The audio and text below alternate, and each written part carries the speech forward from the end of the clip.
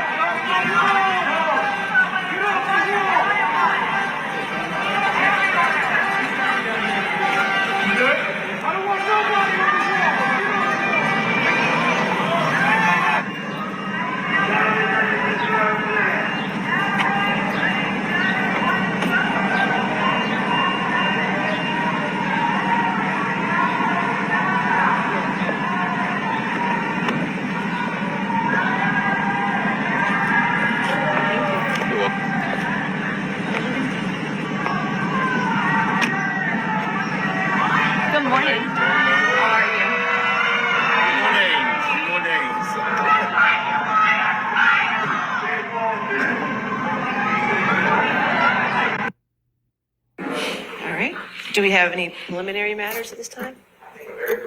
Okay, sure. If you want to come forward.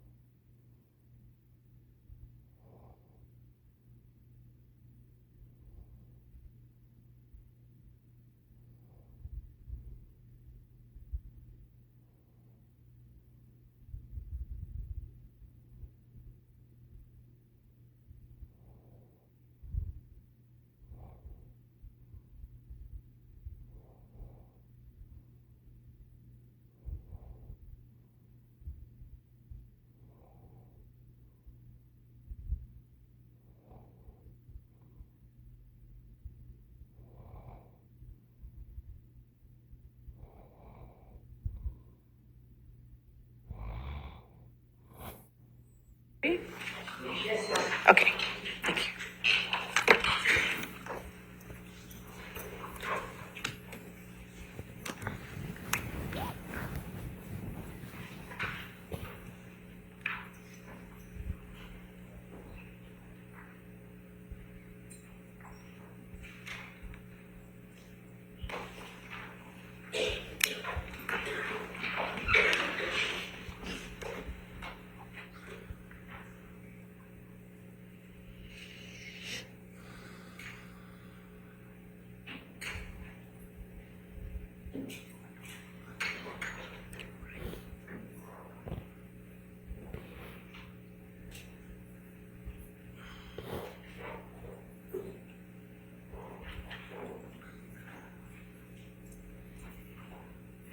All right. Good morning, ladies and gentlemen. All right, have your seat. All right, your next witness, We call Dr. Richard Gilbert, Your Honor. Dr. Gilbert. No. Do you solemnly swear or affirm to testify truthfully in this case under penalty of law? I do.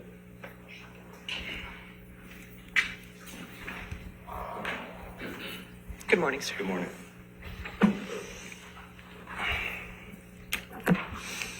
Good morning, Dr. Gilbert. Good morning. Would you please state your name for the record? Richard Stephen Gilbert. And what is your occupation? I am an orthopedic surgeon and I have a subspecialty training in surgery of the hand and upper extremity. Dr. Gilbert, where do you work currently? I currently work in New York and Long Island at Northwell Health. And you mentioned you have a specialty. Can you tell us a little bit more about what your specialty is? So after medical school, I trained in orthopedic surgery and I did an orthopedic surgery residency. And for a year thereafter, I did a hand and upper extremity surgery resident fellowship. And so my practice for the past 22 years has been limited to surgery of the hand, wrist, and elbow. And I think you may have gotten ahead of me there, but how long have you been practicing? 22 years? Okay. What percentage of your practice over the past 22 years has involved surgery? Approximately 1/3 of my practice. Okay. And other than that 1/3 that involves surgery, what does the rest of your practice entail?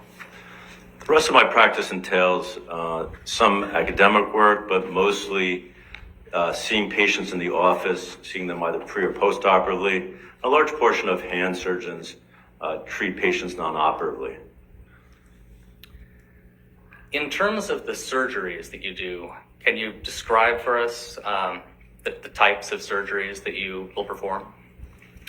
So again, I limit my practice to hand, wrist, and elbow. I would say approximately 75% or so of my practice is limited to the hand itself.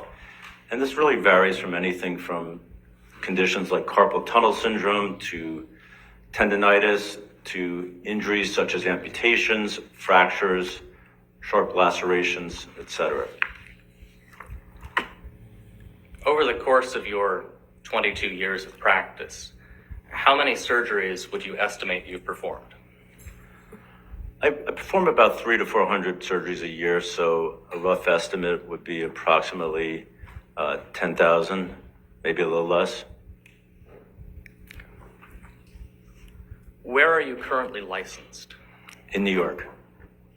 And how long have you been licensed in New York? I have been licensed in New York since 1994, so that would be 28 years. And do you have any certifications? Yes. And can you tell us about those? I am board certified by the American Board of Orthopedic Surgery, and I have a certificate of added qualifications in surgery of the hand from the American Society for Surgery of the Hand. When did you receive your board certification? 2002. And can you describe for us what current positions you hold? I am currently an assistant professor of orthopedic surgery at Northwell Health, and I'm also the president-elect of the New York Society for Surgery of the Hand. In what professional organizations are you a member? I'm a member of multiple orthopedic organizations, including the American Board of Orthopedic Surgery, the American Association of Orthopedic Surgery, and the American Society for Surgery of the Hand, as well as the New York Society for Surgery of the Hand. Have you published any articles in your field? Yes, I have. Have you testified as an expert before? Yes, I have. Can you ballpark for us how many times? Certainly less than 10 over the past 22 years. Your Honor, at this time, we'd like to offer Dr. Gilbert as an expert in the field of orthopedic surgery, specializing in the hand. All right, any objection? No objection, Your Honor. So moved. So, Dr. Gilbert, what work were you asked to do in connection with this case? So I was asked to review medical records, radiographs, pictures, as well as testimonies and depositions related to Mr. Depps' finger injury. Okay. And to your understanding, what is Mr. Depps' explanation of how his finger was injured? He describes that he was in Australia and his right hand was over the side of a bar when a vodka bottle was thrown at his hand, injuring his right middle finger. And he describes that the vodka bottle exploded. Are you aware of other explanations for that injury? There have been multiple other explanations, but I think the one that was brought out was by Ms. Hurd, who believed that Mr. Depp was holding a landline and out of anger was punching it against the wall, and this resulted in his right middle finger injury. Based on your review of the medical records and other documents in connection with Mr. Depp's finger injury, how would you describe the nature of the injury to Mr. Depp's finger? Well, the nature of the injury was he had what we describe as a comminuted fracture of the distal phalanx, meaning there was a fracture of the tip of the finger, and comminuted meaning that there were multiple pieces. So this is some type of blunt force with a high mechanism of injury. He also sustained loss of the tissue along what's called the ulnar side of the finger towards the little finger. And this appeared, based upon my review of the pictures, to be some type of sharp laceration because it represented a clean edges of the wound. Can we take a look at Plaintiff's Exhibit 60? And pull up to go to page 3. And Dr. Gilbert, are you familiar with this document? Yes. And what is it?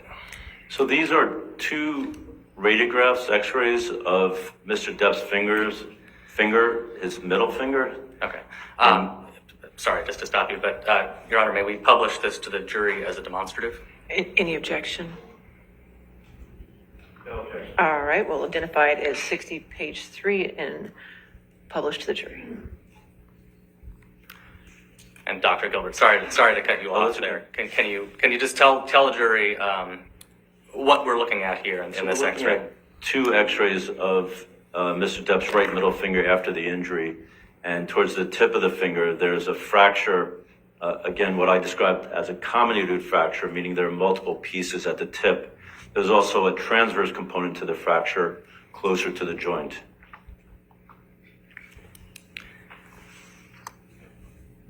In your view, what types of mechanisms can cause this sort of injury?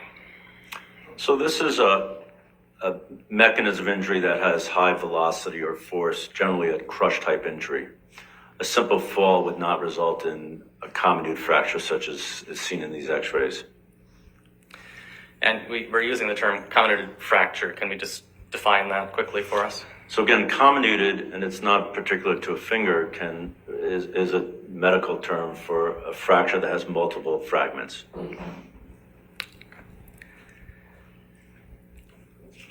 In your opinion, could this injury have been sustained in the manner Mr. Depp described? I do believe so. And how might that work? How might a thrown vodka bottle produce an injury like this? So a vodka bottle, which is a hard object, would have crushed the tip of the finger, resulting in the comminuted fracture. And in addition, as the vodka bottle broke, the glass would have lacerated the finger, resulting in the soft tissue loss that was also seen with this injury. What's your assessment of the description of the cause of the injury offered by Ms. Hurd? I think that's highly unlikely. And why is that? Because one, in general, when an injury is caused by punching against a wall or a hard object, it is extremely rare to see an injury to the tips of the fingers, which is seen with Mr. Depp's injury. Generally, you're holding something with a fist, and that in general leads to injuries most commonly of the knuckles here, or fractures of the metacarpals. We call these boxer fractures. Second most common after those would be injuries to these, but as you can see, if you're holding something and hitting against something, it is very unlikely that the tips of the fingers will be injured. In addition, just taking into account the radiographs and the pictures of the injury, I would not believe that solely a blunt force against a wall would result in the soft tissue loss. What other injuries, if any, would you expect to see on Mr. Depp's hand if the injury had occurred as Ms. Hurd described? So if that were the cause of the injury, you would certainly, that would be a dorsally directed. So this is the dorsal in the back of the hand as opposed to the palmar side.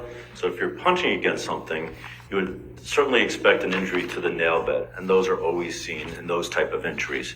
If there is an injury to the tip of the finger, which again, I said is rare. So you would see either a loss of the nail or blood underneath the nail called a subungual hematoma. In your review of the medical records, did you see any sign of anything like that? None whatsoever.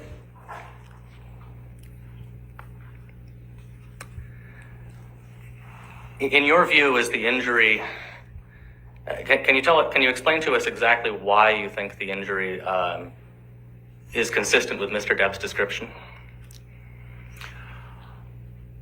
Well, again, his hand, he describes his hand being held over a marble bar, which is a firm,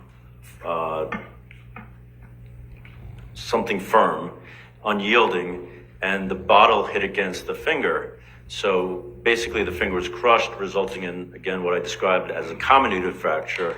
And as Mr. Depp described, the bottle exploded. So it's certainly reasonable that the glass that exploded as well led to the soft tissue loss along the ulnar aspect of his finger. Now, did you observe the testimony of Dr. Richard Moore? Yes, I did. And he testified about Mr. Depp's finger injury as well. Correct. Right? Did you agree with Dr. Moore's testimony? Certain parts of his testimony I did, yes, Okay. but not all of it. Focusing on the parts that well, first of all, why don't you tell us what you agree on? Well, I agreed in terms of his interpretation of the x-rays, saying that he had a comminuted fracture and this was some type of high force injury. Okay. What did you disagree with? Well, I disagreed with several things that he said. He first said that he does not believe that the mechanism of injury could be, as described by Mr. Depp, holding the hand on the side of a marble bar, because he said it was all a palmar injury, and there was a palmar component to the injury, but I'm talking about the soft tissue loss, but there was also a dorsal, meaning the back of the finger. So the soft tissue loss was actually, if you looked at the pictures which were shown when Dr. Moore testified, the injury goes like this. So it's an angled or an oblique type injury. And there's no way that anybody could determine whether or not it was a palmar directed force, meaning from the palm side, or a dorsally directed force. But certainly either are plausible. Okay. Anything else come to mind that you disagreed with? Well, he also described that this was definitive. Well, he thought that this was a pinching or what he described as an avulsion type injury, and that's referring to the soft tissue loss. That's certainly possible, but if you look at the pictures that were shown when he testified, the laceration looked fairly clean. There were clean edges, it was not jagged. And generally, when you have an avulsion or a pinch type injury, you see a very irregular border to the skin. It's pinched off, you can imagine, as opposed to something that's cleaner that would be lacerated by, let's just say, a piece of glass or a knife or whatever. And that's more consistent with the pictures of Mr. Depps' injury. And we're using the term soft tissue loss, and just to make sure we're on the same page, can you just tell the jury quickly what you're referring to there? Right, so there were two components to this injury. One, the fracture of the bone, and two, he had loss of the soft tissues so that the bone was exposed. So that amputated part that was found at the bar.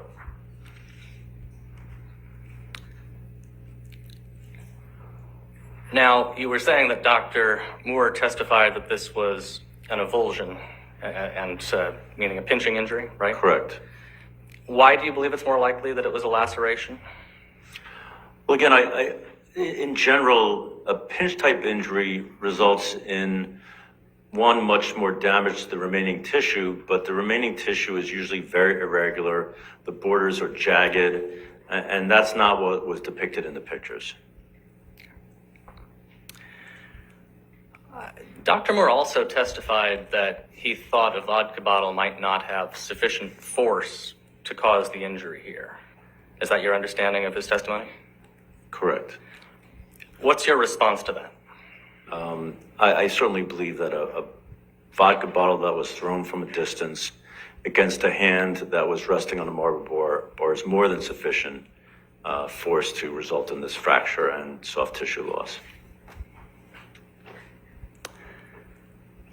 Now, in looking at the medical records and the pictures of Mr. Depp's hand, what was the condition of his nail? There was no injury to the nail. And other than what you've already told us, how does that factor into your analysis, if at all? The fact that there was no injury to the nail? Well, it makes it highly unlikely that the mechanism of injury described by Ms. Hurd resulted in this injury, because you really would always see an injury to the nail and or nail bed. Do you have any opinion regarding the direction of the injury? Well, it's certainly based upon the soft tissue loss. It's an angled injury, or what we call medically an oblique injury, because the soft tissue loss is at an angle.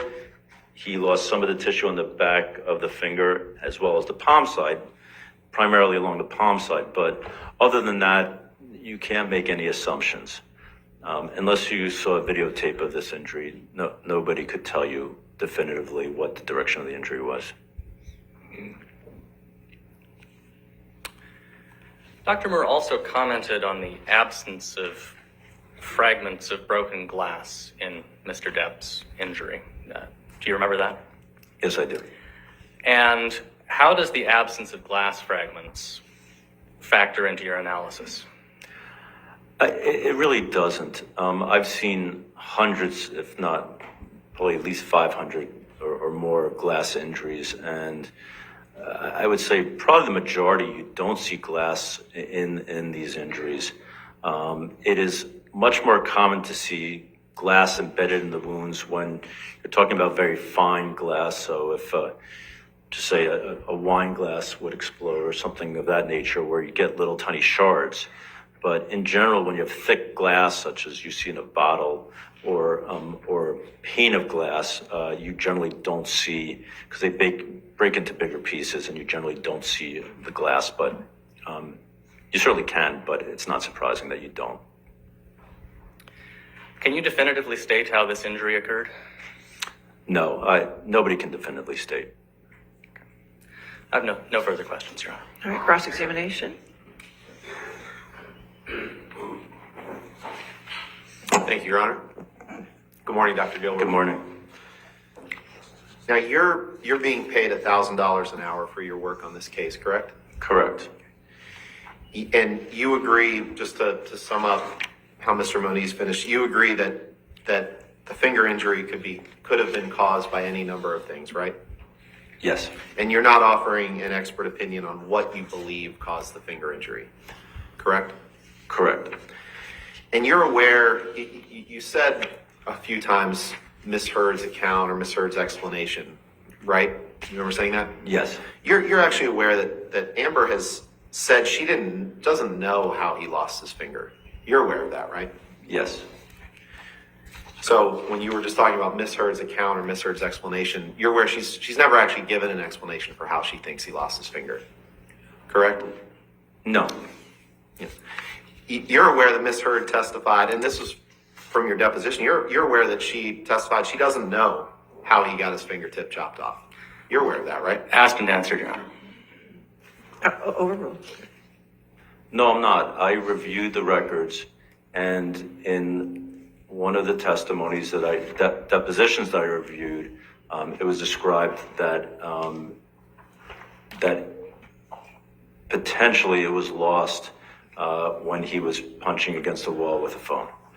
And on that, the last point there, I think we agree. Miss Heard's testified in this trial and previously that she saw him smash a phone to smithereens, a wall phone. You'd agree with that, correct? Correct. But she doesn't know if that was what caused him to lose his finger. You agree with that, correct? I agree. I cannot speak for her, but yes. Okay. May I approach, Your Honor? Yes, sir. Thank you.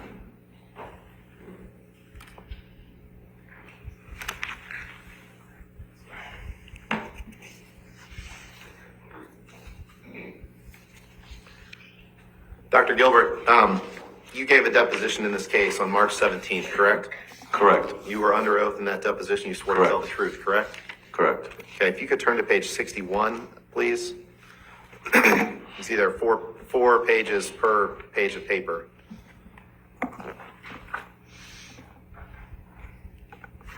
It's on page 16 of the document. Okay. Okay, in line 9, you're asked a question, and then Amber's response to that question, that's the line 9. Can you read that, please? Answer, I do not know. I did not see his finger go off. Question, and Dr. Gilbert, are you aware that Amber did not see Mr. Depp's finger go off? Answer, I'm aware that, I am from reading this. I'm aware of the mechanism that she claimed would cause the finger injury. Question, but have you read anything so far that indicates she doesn't know how the finger injury happened? Answer, so far from what I'm reading here, yes. Did I read that right? Yes. And you've heard no testimony in this trial from Miss Heard that the finger injury was definitively caused by the phone. It's that she doesn't know, correct? Correct. And you'd agree that the fingernail was uninjured. You said that, right? Correct. And the nail bed was uninjured. Correct. Correct. But the area under the fingernail, in the pulp of the finger, that's where the injury took place, right? It was not isolated to the pulp, no. But it didn't injure the fingernail. That's my Correct. question. Okay. Yes. And under Mr. Depp's alleged theory, Amber threw a vodka bottle at him from 10 feet away or so, right? Correct. And you testified you have no way to determine the angle that the bottle was coming from. Correct. Right? But she threw it on a downward trajectory, correct? There's no allegation, you've never read anything that she somehow underhanded it so it came up to his finger, right? Correct.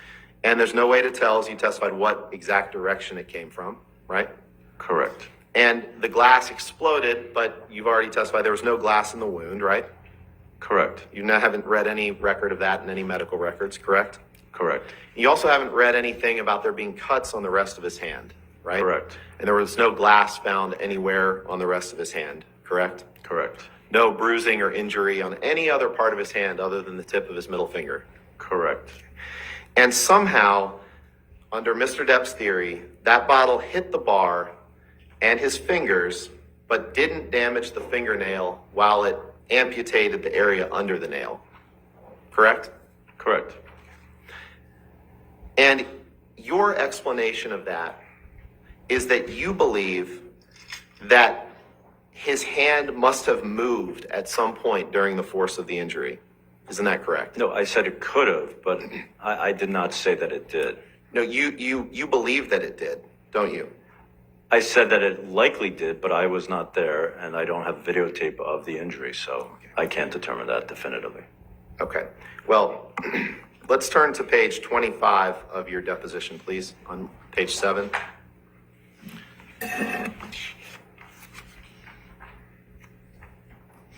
Sorry, Page 25 and 26. So it's page 7 of the document. Okay. Sorry if I was unclear on that.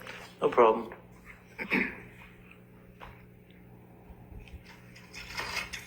I'm there. Okay.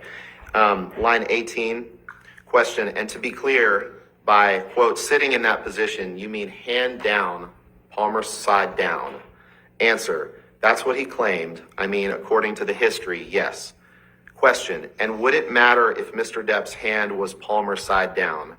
Answer, not really, because it really, and I discussed this, it really just depends upon the angle at which the injury occurred. And as well, you can't determine if his hand had moved at some point during the course of the injury, which I believe it probably did, which I didn't get into in my note here. But, question, and why do you believe that? Have you read anything in any of the materials to suggest that? Answer, no. Just that if it completely hit on the back of the finger, then he would have had a nail bed injury, which he did not. Did I read that right? Correct. That was testimony you gave under oath a month or two ago, right? Correct. So even though you have never read anything that suggests Mr. Depp's hand moved, his hand moving is the only way that you can fit your testimony into what Mr. Depp wants you to testify to about how the injury occurred, isn't it? No, that's incorrect. Okay, that's what you testified to, that if his hand hadn't moved, that there would be a nail bed injury, correct? That is incorrect. That's not what I testified. That's In not fact, what... Dr. Gilbert, there's another explanation for how Mr. Depp somehow suffered an injury that didn't injure his nail one bit, but injured underneath the nail. And that explanation is that it didn't happen how Mr. Depp says it did, correct? I cannot make that assumption, nor can you. No further questions. Thank All you. right, redirect.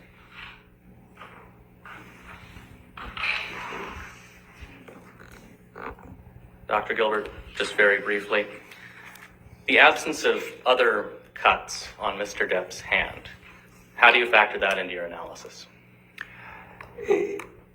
You certainly can see an isolated finger injury with any type of injury, and I would say any other host of mechanism of injuries, you'd more likely see other. So again, if you're, I'm just using this as an example. If you're punching against a wall, you would more likely see multiple injuries to multiple fingers. It really just depends upon how the bottle or how the mechanism of the injury impacted the hand at that point in time. Ms. Heard's counsel made a point of emphasizing that there were no bruises or other injuries on the hand, right? Correct. And how does that fact affect your analysis, if at all? Well, it doesn't discount anything, but it certainly makes other potential causes of injury more unlikely, meaning punching against a wall or getting the hand slammed in a door or something like that. Okay. And your discussion of Ms. Heard's explanation of the alternative cause of the injury, was that based on anything other than Ms. Heard's statements? No. No further questions, Your Honor. All right, thank you. Doctor, you can have a seat in the courtroom or you're free to go. Thank you. Should I give this to you? You can just leave it there. That's fine. Thank you, sir. Thank you.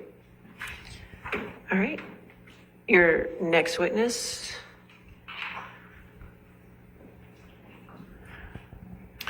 Plaintiff rests, Your Honor. All right. Plaintiff rests the rebuttal case. All right. Defendant counter plaintiff rebuttal case. Sure.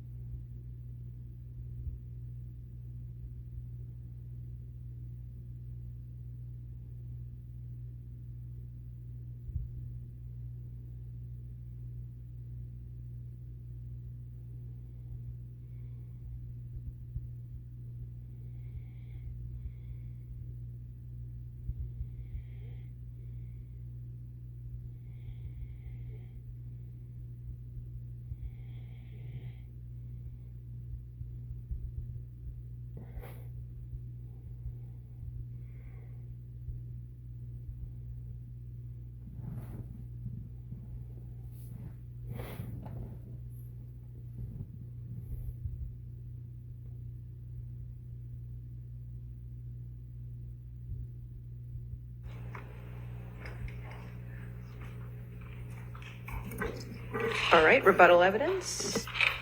Yes, Your Honor. Mr. Murphy? We call Mr. Julian Acker. All right. Mr. Ackard? Yes, please.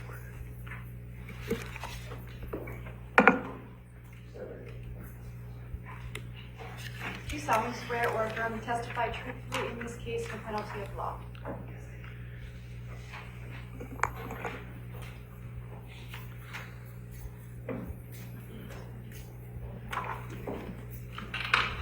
Good morning.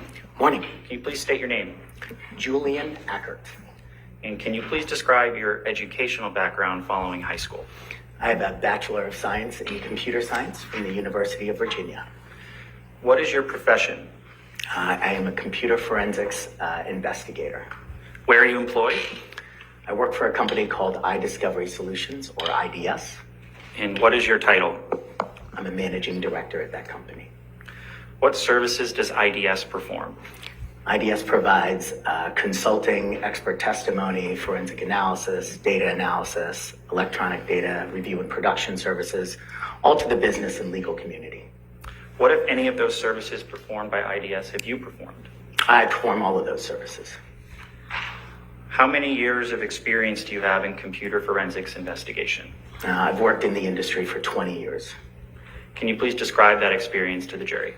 I have experience creating and implementing data preservation and collection strategies, doing data collections in a forensically sound manner, extracting data from collections, as well as analysis and metadata analysis of the evidence that I extract.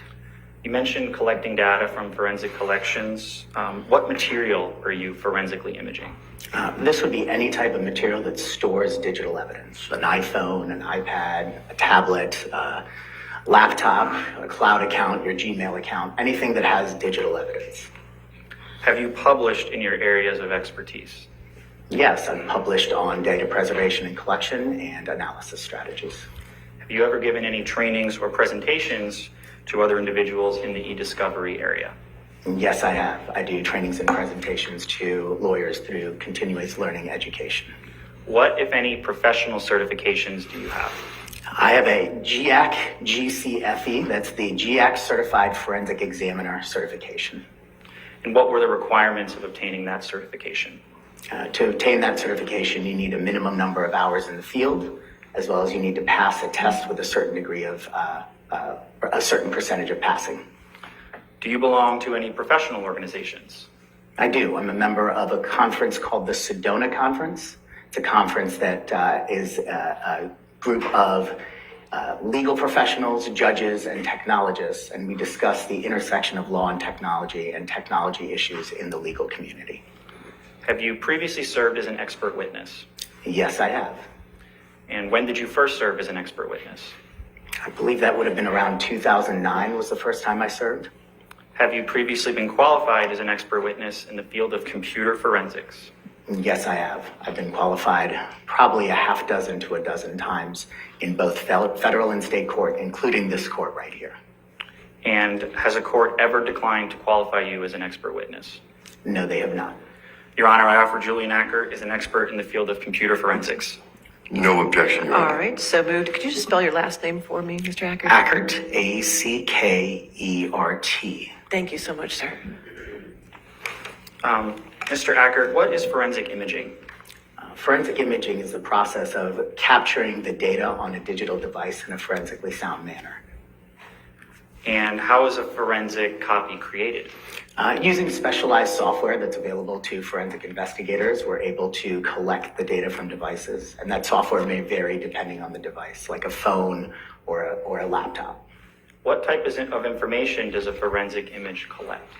It's meant to really collect everything on the device. So, for example, on a laptop, it's going to collect your documents, your emails, your photographs, your documents like Excel spreadsheets, PDF files, any applications that you ran, the history of what you've opened or looked at on the laptop, as well as all of the metadata for these different types of electronically stored information files. And does any other information accompany that information that's collected? Typically with a forensic image, you're also going to get log files. Log files are files that help you validate the forensic image and verify that it was a forensically sound data collection. And how do log files enable you to do that? Log files list information within the files. Sometimes they're even embedded within the images themselves, but they provide verification information that allows you to authenticate the image and the data on the image. What is the purpose of creating a forensic image of devices or data? In order to extract and analyze data forensically for the courts, you need to create a forensic image of the data first and gather the data from the forensic image. And what, if any, specific types of data are collected in that image and extraction? It's going to be any type of data that comes from the image, whether you're extracting photographs or documents or spreadsheets or anything of that nature. Do you recall Mr. Neumeister mentioning the term hashing yesterday? I do. What is that? Hashing is essentially a digital fingerprint of a file. It's an evaluation of the binary ones and zeros, or how the file is stored on a hard drive, and it examines the ones and zeros in a manner that gives every file a digital fingerprint, essentially, and identifies the uniqueness of the file. And what, if any, applicability does hashing have to the visual appearance of data? Hashing has nothing to do with the visual appearance. For example, if I had a Word document that I printed and then saved, therefore I haven't visually changed the Word document, the metadata of that Word document indicating that I printed it would be different, and therefore that Word document would not hash to the version that I used before printing. Can you give any examples of digital photographs that visually appear the same, not hashing? I believe Mr. Neumeister included 3 of those in his demonstratives yesterday, 3 side-by-side photographs that looked visually the same but did not hash. It made sense that they wouldn't hash. Each of them had different file sizes.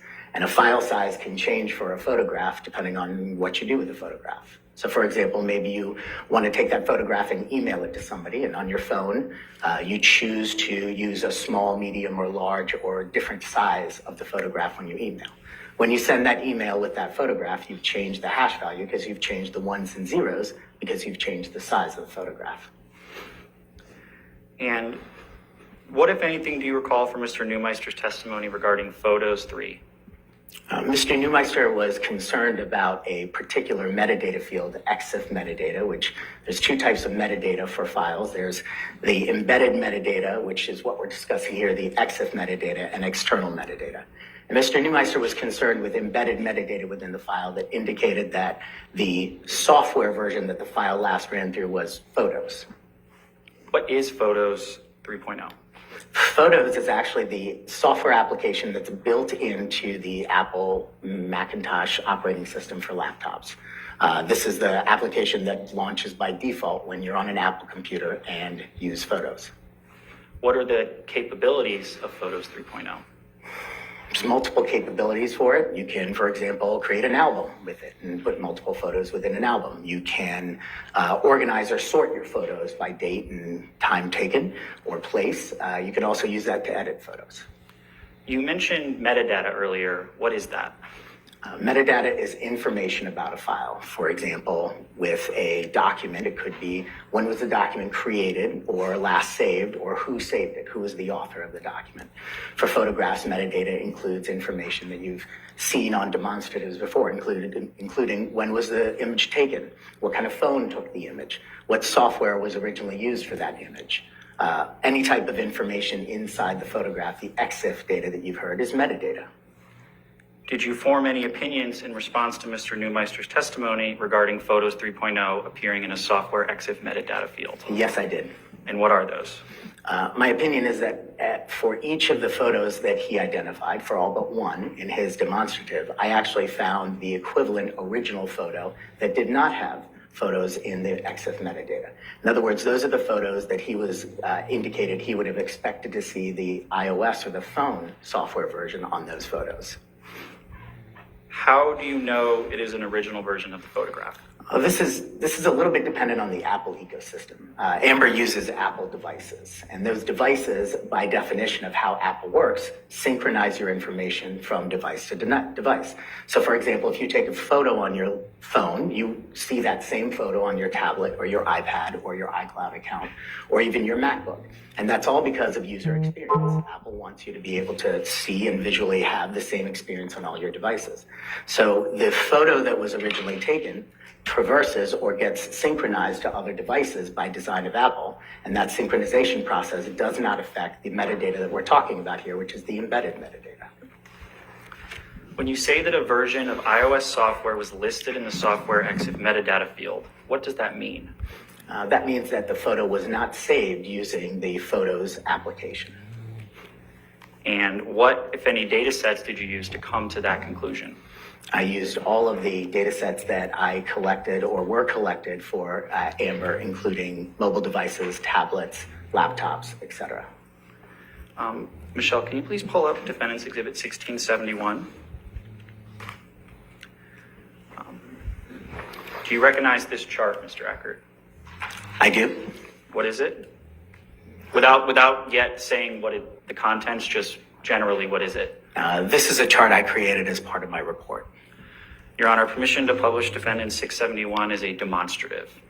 Any objection? No objection, Your Honor. All right. It'll be published as a demonstrative.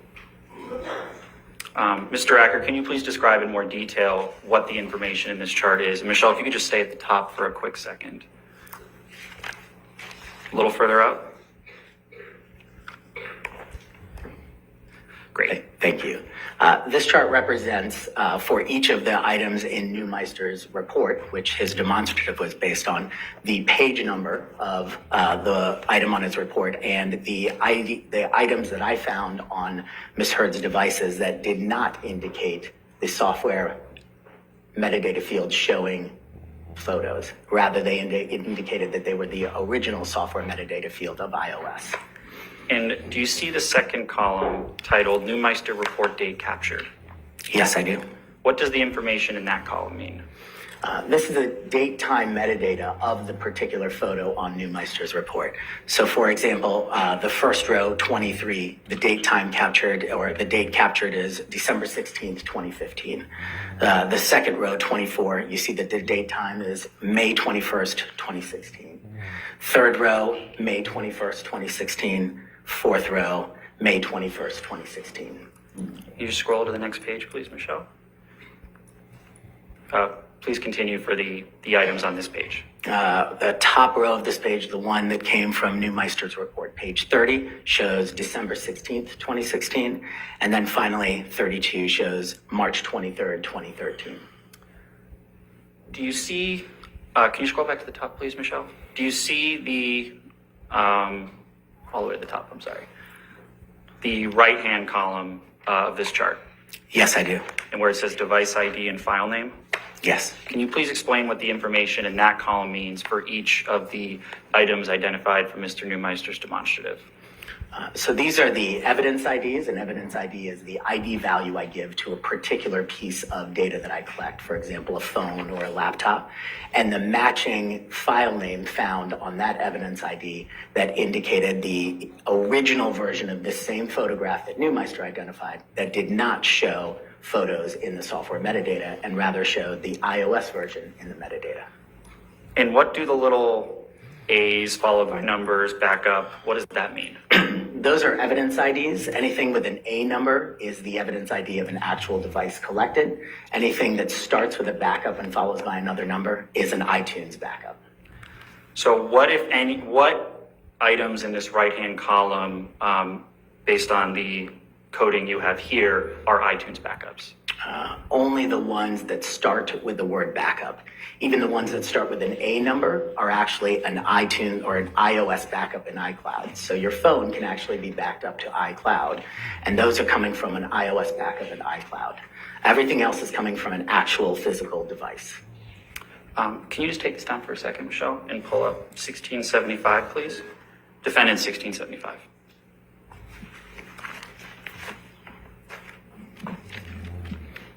And do you recognize this chart, Mr. Eckert? Yes, I do. Without yet getting into the contents, can you please describe generally what it is? This is a chart that I prepared as a summary of my findings. Permission to publish Defendant 1675 is a demonstrative, Your Honor. Any objection?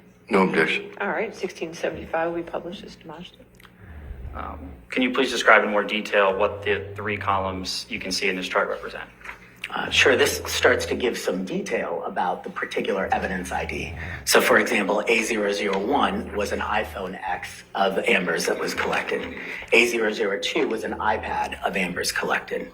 A11, 12, and 13, slightly down, are three different laptops that were collected for Amber. And do you see the IDS evidence number column? Yes, I do.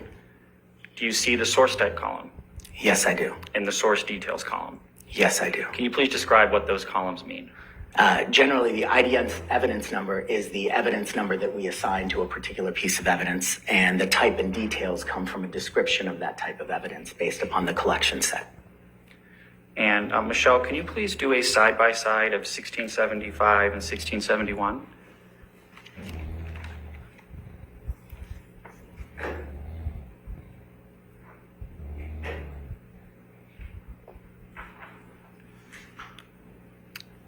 Thank you.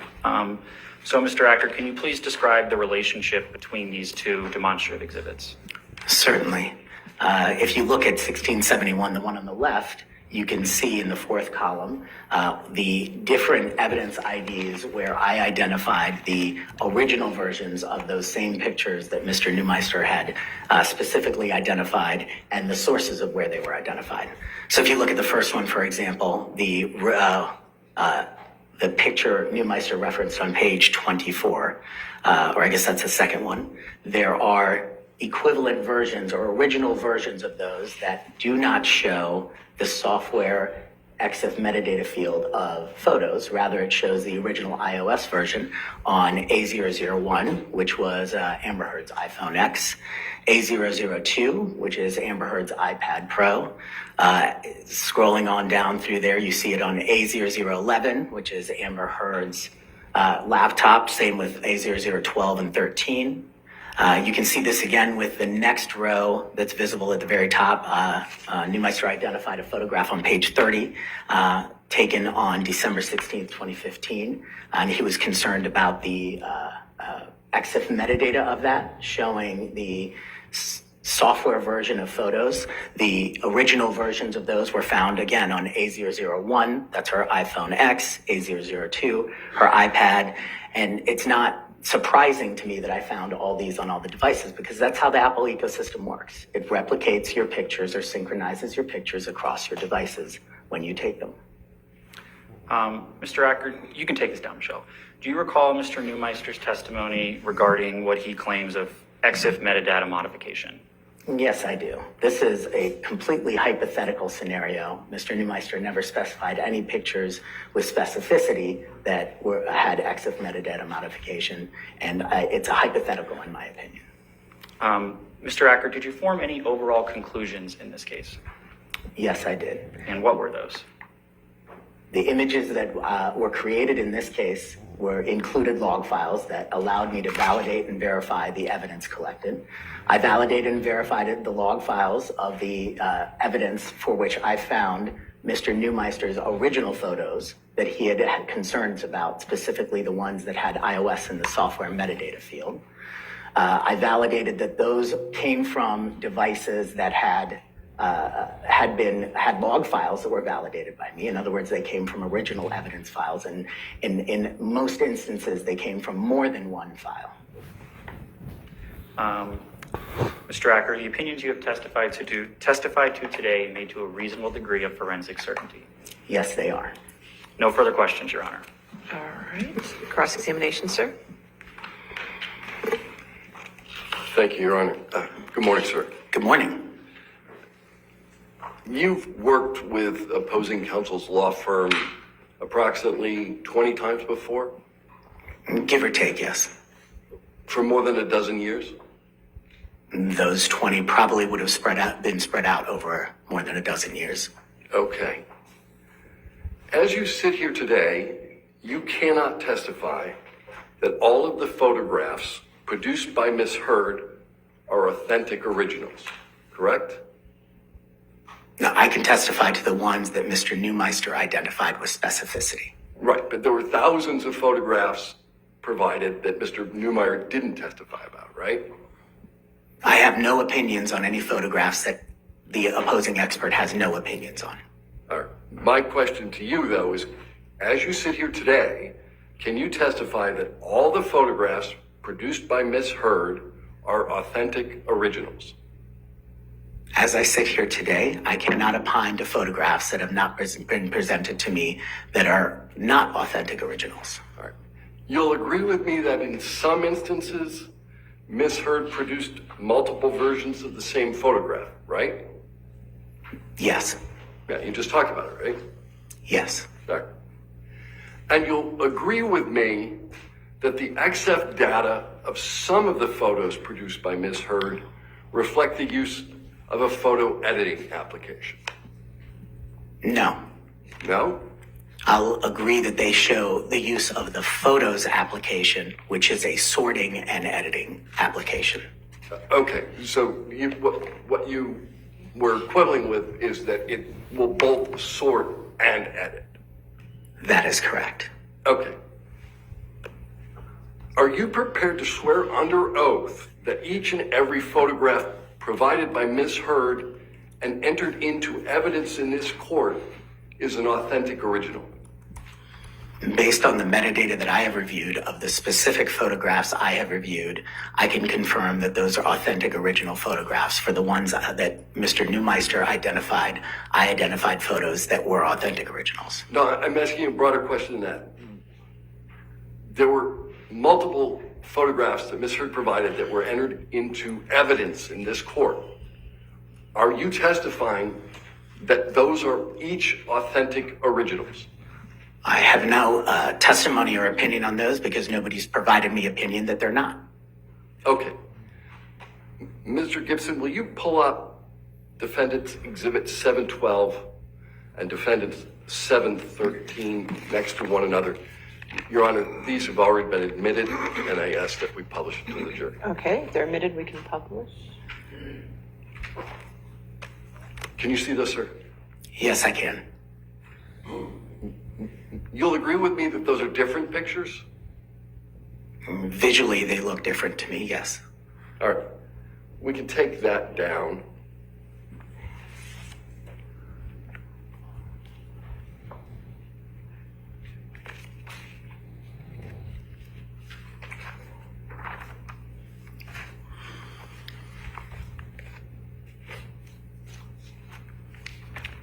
Mr. Gibson, can you pull up Plaintiff's Exhibit 1308?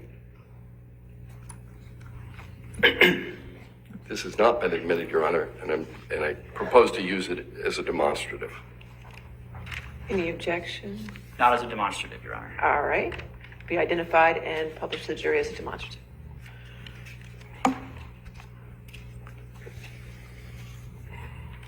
Any objection to entering it into evidence? I would object it's cumulative, Your Honor. Actually, no. No objection, Your Honor. No objection. All right, it's in evidence then. 1308 is in evidence. Mr. Gibson, can you blow up the time, date, and file name?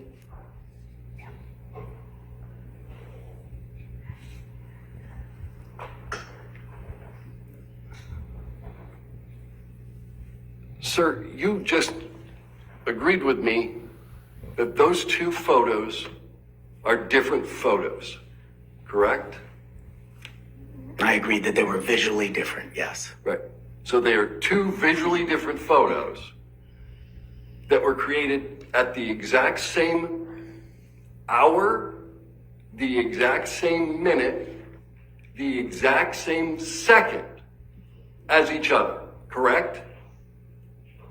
That's what the daytime metadata shows, yes. And the metadata shows something else too. They have the exact same file name, don't they, sir? Yes, but that's not embedded metadata. Right. How would you have this jury decide which one is real?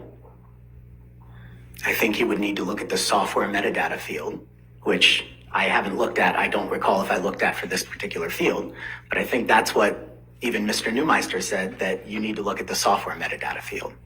But we have two photographs entered into evidence in this court that have the same identifying information, but in your view, look visually different, correct?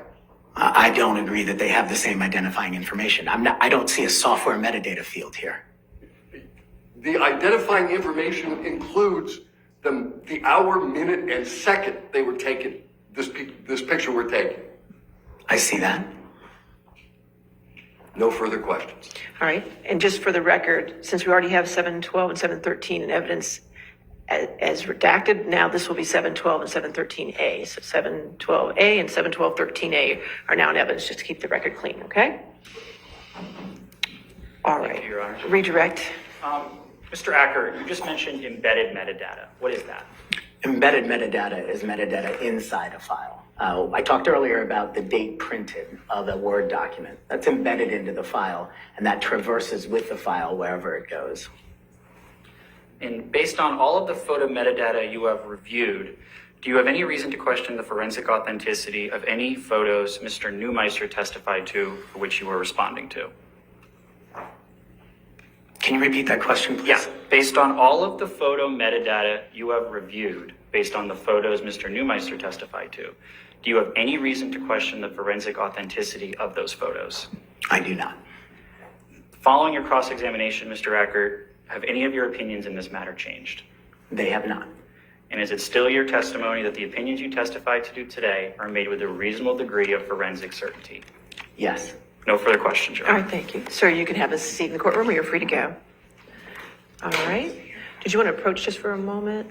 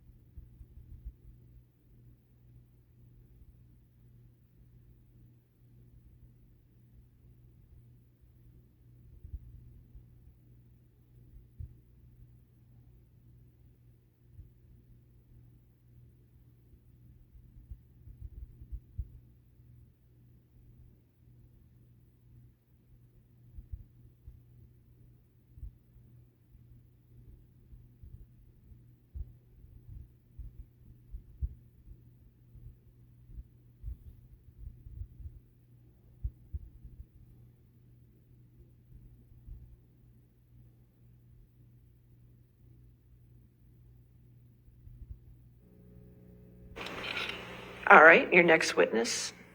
Your Honor, we would like to call Dr. Don Hughes to the All stand right, again. Dr. Hughes.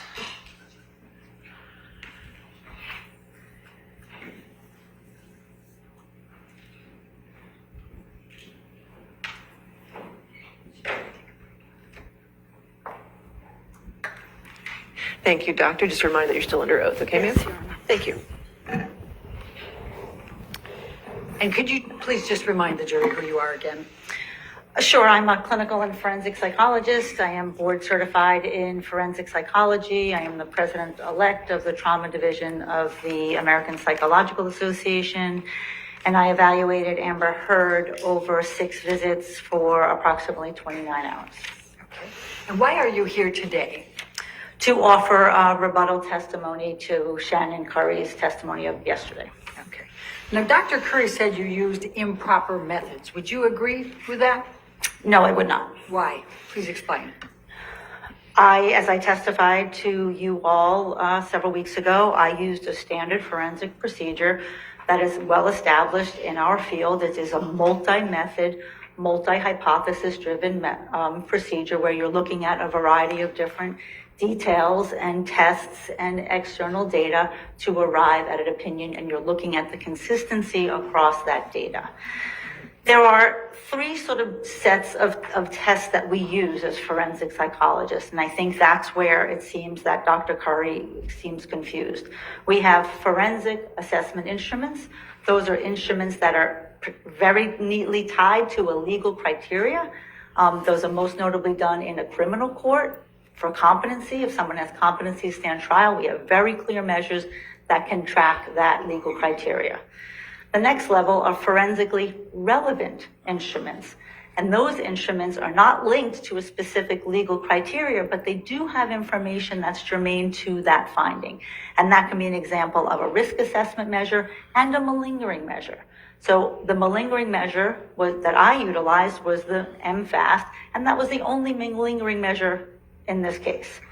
The third category are clinical assessment instruments, and those are instruments that are validated and well-researched and used in the clinical realm as we understand people's symptomatology and diagnostic and functional capacities.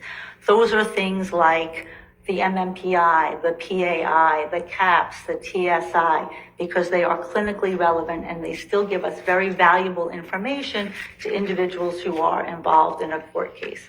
And the reason that we do that and we use these clinical measures is because the majority of the people that we see are in a clinical realm. They're not in a courtroom. So they're well validated and well-researched methods. What we also do is use a very different types of tests within that category. We use some checklists, some face valid checklists. We use some tests that are those broadband personality inventories. We use structured clinical interviews. And then we look for the consistency across those data points. And when we use different types of tests, it gives us information about the individual, how they go about these tests in these different modalities. Now, Dr. Curry seemed to suggest that Amber Heard tested the most extreme category in all of these different tests. Is that accurate? Objection, compound. Overruled. That is not accurate. They were not on the checklist. I mean, people sometimes do. They go, all the time, this happens to me all the time, frequently. And that is not how she endorsed these tests. She endorsed them in a very moderate way, in a very nuanced way, describing her symptoms that I determined was accurate and reliable. Now, Dr. Curry also suggested that Amber Heard was tested very, very high, 98 percentile, I think, on malingering and feigning. Could you speak to that, please? Sure. So, I mean, she said a lot of things, so let's go through those tests. The first was the PAI, and that's that other broadband psychological Objection, measure. non-responsive. I think it's very responsive. Sustained. Okay. Could you tell the jury about the PAI test that Dr. Curry Yes. addressed? So, yes. Thank you. So that's the broadband measure that has validity scales built into it that gives us indications about how the individual goes about the test. I told you last time that there was no evidence of malingering or exaggeration or feigning on that test. What Dr. Curry was talking about was this tendency to put your best foot forward, to minimize faults on this PAI. That scale was right at the cusp. And then there are two other measures that we look at that to say, you know, is this enough for an elevation for me to consider that as a serious response distortion, of which Dr. Curry was saying, and it was not. What was relevant on this test was there were elevations on anxiety, on affective anxiety, meaning anxiety, tension, worry, on traumatic stress, on hyperactivity, and on affective instability. Those were the four scales that were elevated on this test. The borderline scale was not elevated on this test. And this test... Objection, Your Honor. May we approach? Yes.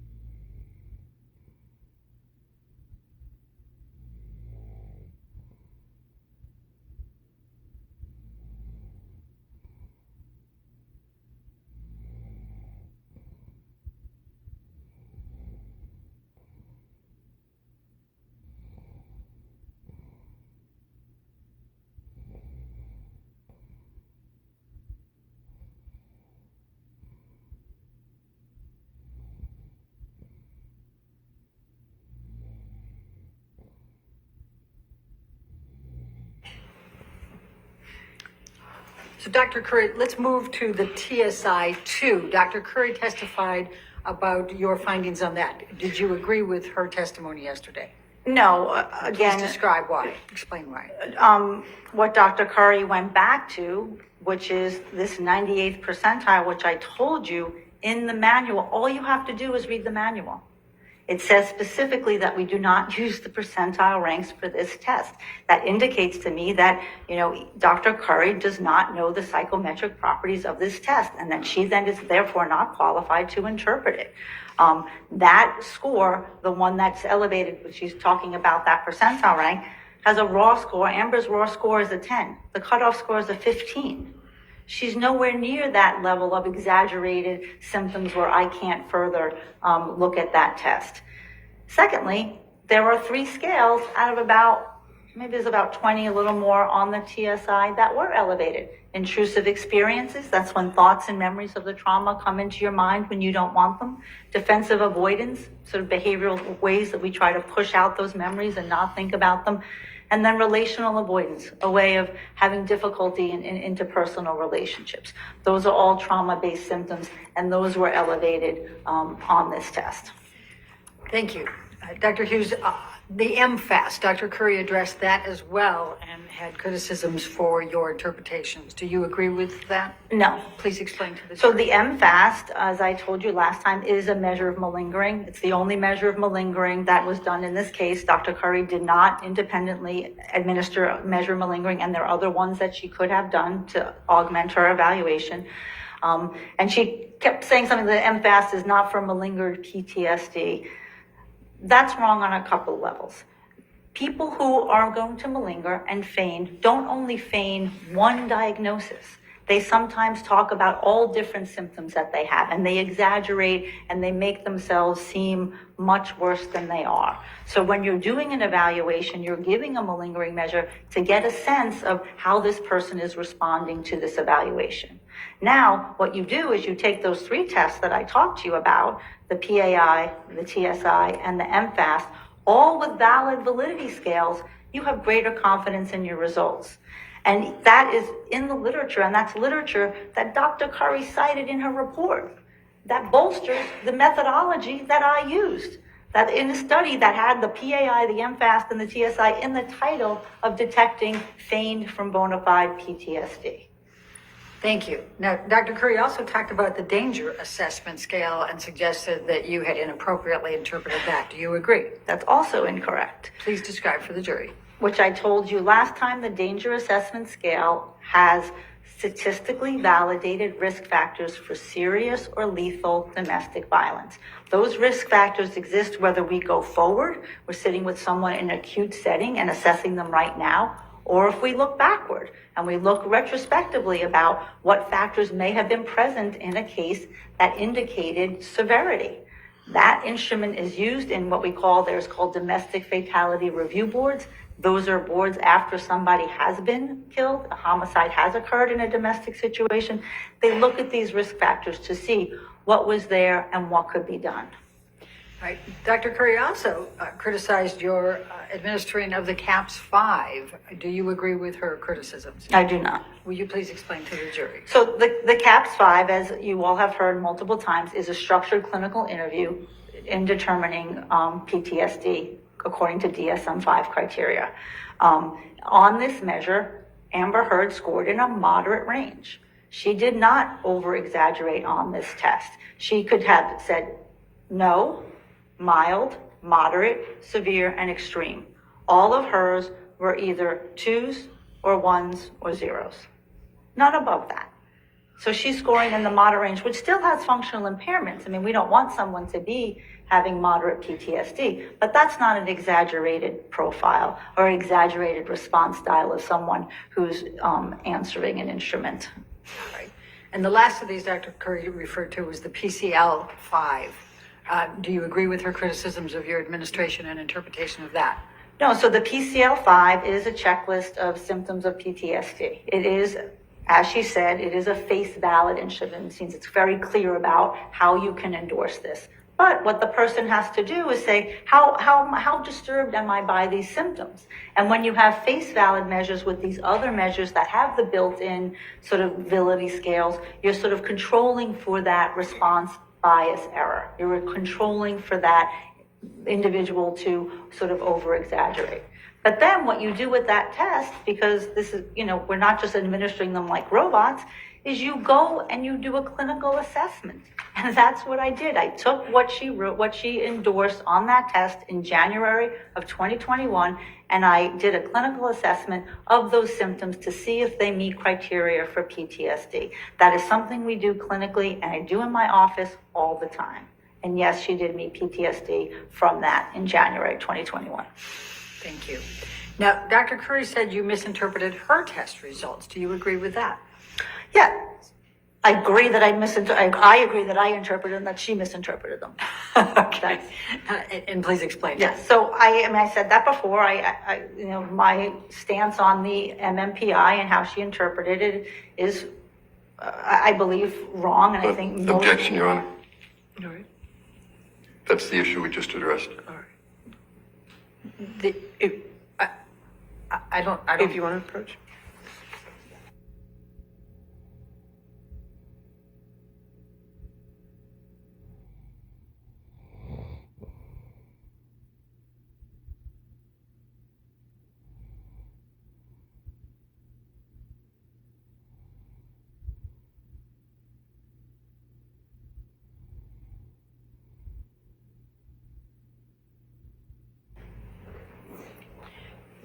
Now, Dr. Hughes, Dr. Curry also testified that a victim of PTSD has to effectively be prone and unable to function at all. Would you agree with that?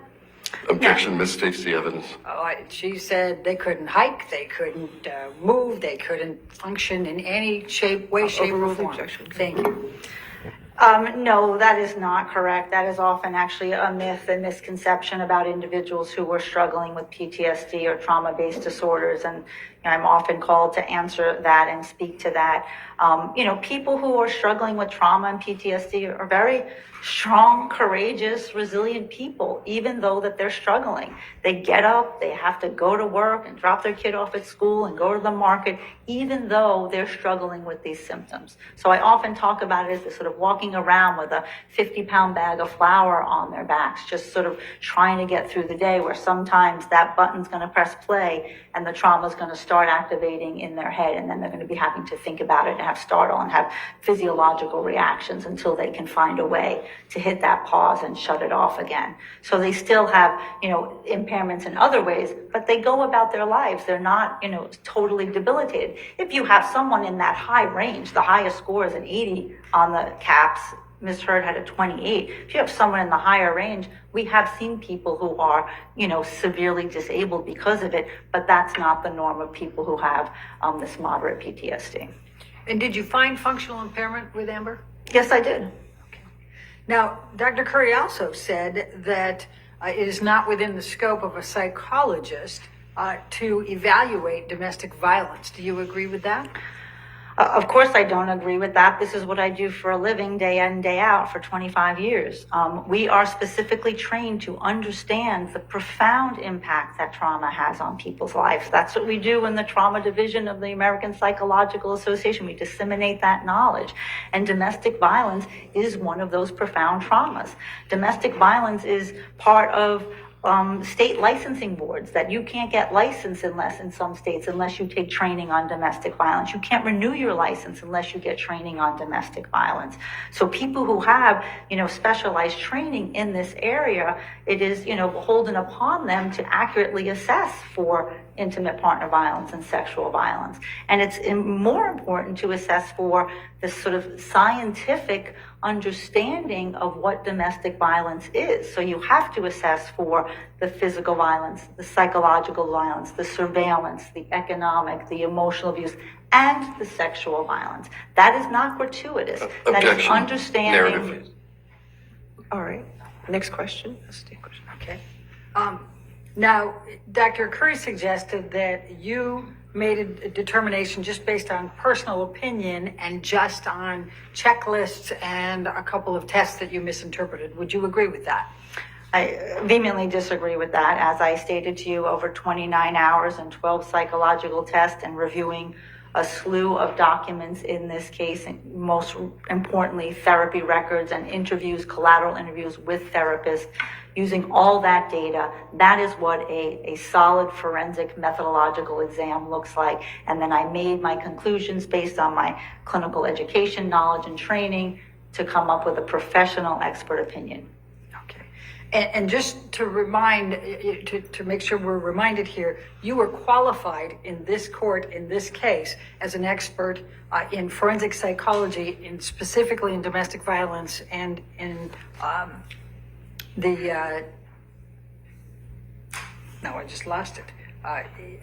And in violence, correct? Intimate, and in trauma, correct? But I believe Objection, it- Your Honor, misstates the record. If you want to ask the question again. Yeah, I probably should do that. You were qualified. I gotta find my note. You were qualified as an expert in forensic psychology with a specialty in domestic violence and in trauma, correct? Correct. Okay, and that was in this case. That's correct. Okay. Now, do you still hold the same opinions you did that you gave the jury earlier? Yes, I do. And do you still hold them within a reasonable degree of psychological probability and certainty? Yes, I do. Thank you. All right, cross-examination. Yes, Your Honor, but can we approach quickly? Sure.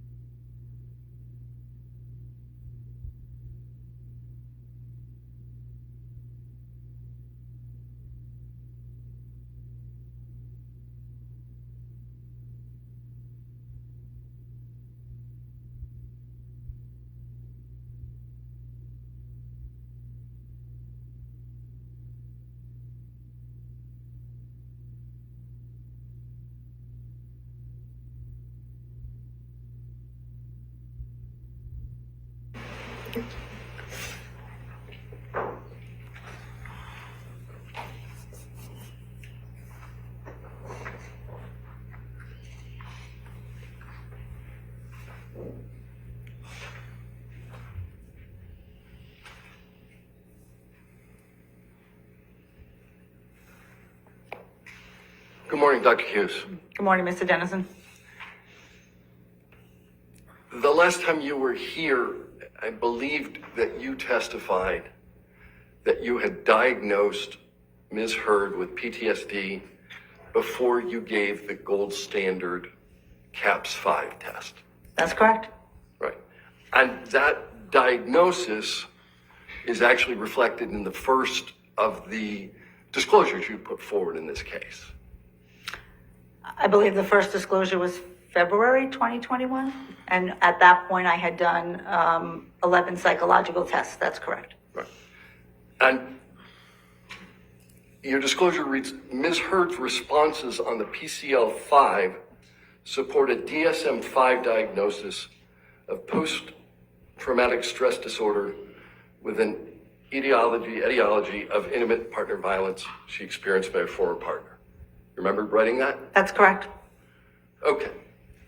You just testified that you need to read the manual, right? Yes. Okay. Can we put up 1311 as a demonstrative?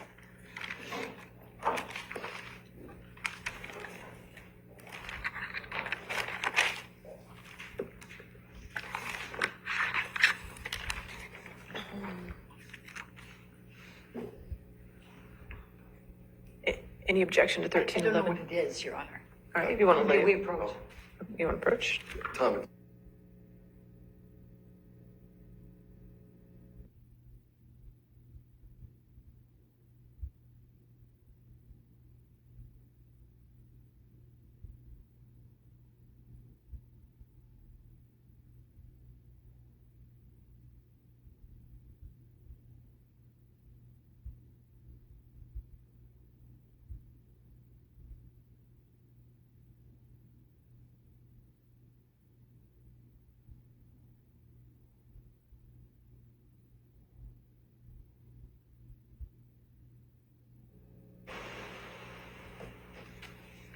Thank you.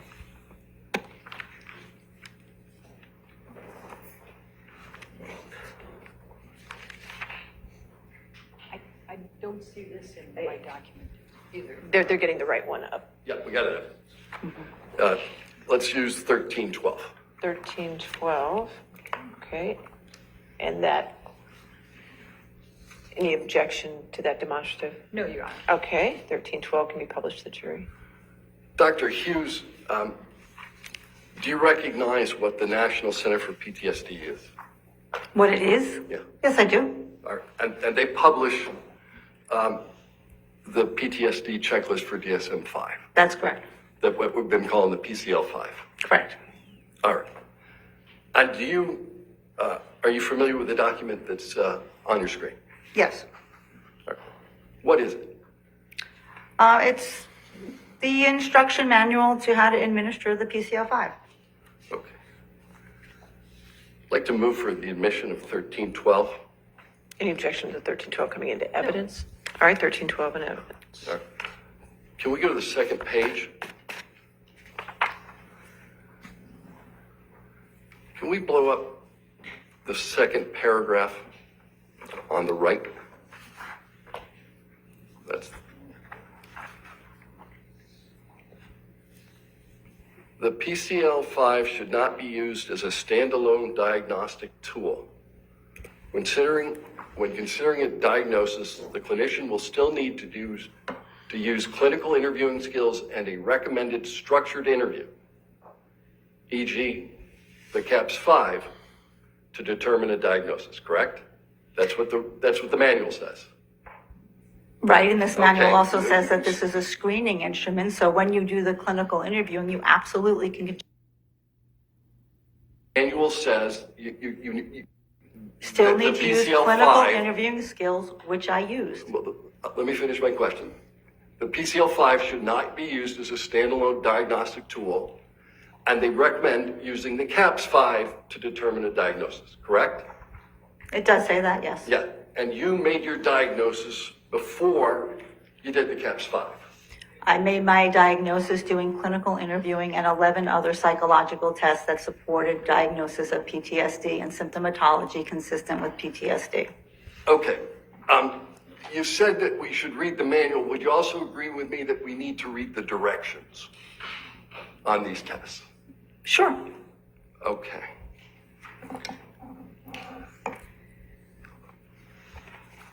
Tom, can you pull up 1309 as a demonstrative?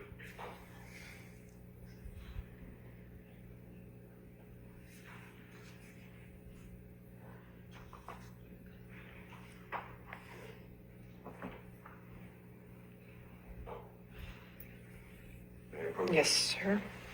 Thank you.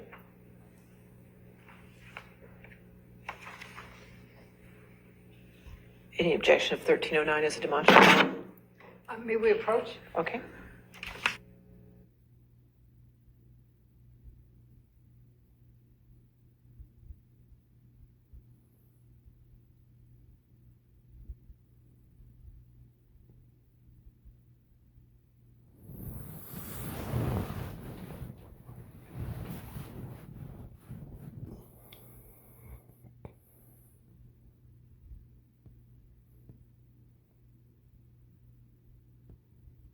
Nine and post the jury as demonstrative.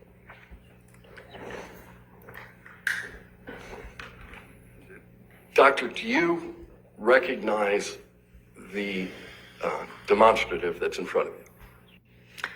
Yes, but I didn't put the red lines on that. No, I did. Yes, I know. Okay.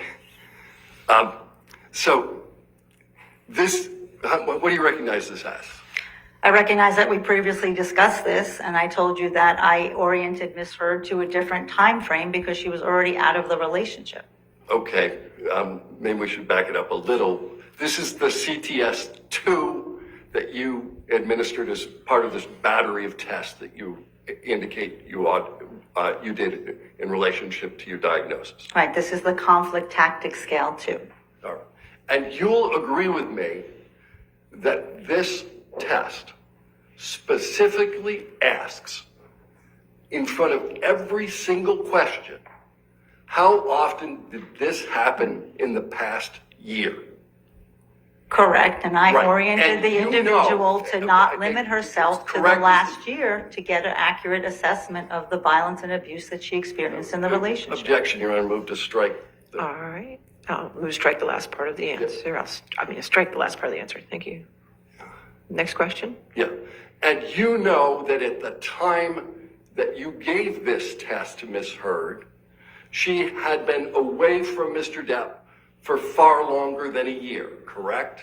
Which is why I oriented her to a different Yes or no, time ma'am? frame in answering the question. Doctor, yes or no? So, of course, Okay, you knew she was gone for more than a year. of course. All right. Let's look at another one of these.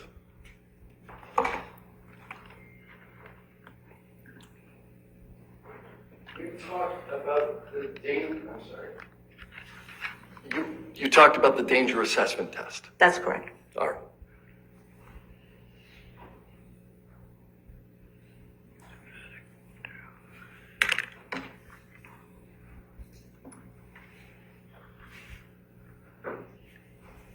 What number is this?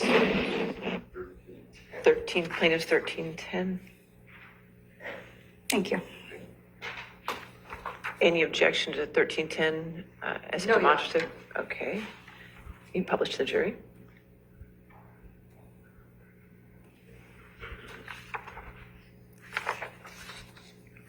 Dr. Hughes, this is a blank form, but this is the danger assessment test that you also gave to Ms. Hurd, correct? I didn't give it to her. I filled it out based on the data that was provided to me. Oh, so you asked her the questions and then you filled it in. It was somewhat collaborative. Okay. Can we blow up the second full paragraph?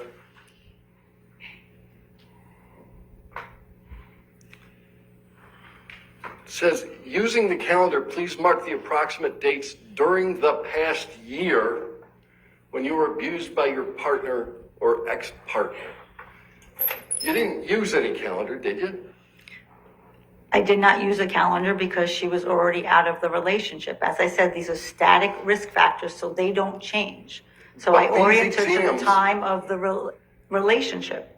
Ma'am, it's fair to say that this examination that you gave specifically indicates that that you were supposed to look over the past year. And that's not the language? No, that's one administration. People use this instrument for if you're in an acute situation in a relationship, trying to get a better assessment of the current behaviors. We can use it retrospectively, like I just stated, and in homicides and looking back about what are the serious risk factors that were in this relationship. I didn't ask you about anything other than, don't the instructions limit this test to the previous year? You can give this test not only on the previous Nope, asking year, you about the instructions. but I'm telling you how the test is administered in clinical practice and in forensic practice. And opposing counsel can come up and ask questions about it. I'm asking you about the instructions. And the instructions say, look over the past year. Yeah, on this, yes, it says that. And you had actual knowledge when you gave the test that Mr. Depp was gone way more than a year before this test. That is correct. Right. All right. Let's look at more instructions. Can we look at 1247, which is already in evidence?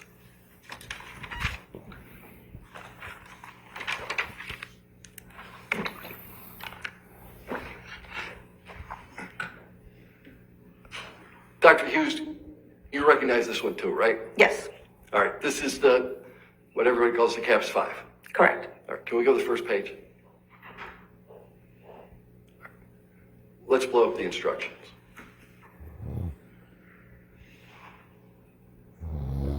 Standard administration and scoring of the CAPS 5 are essential for producing reliable and valid scores and diagnostic decisions.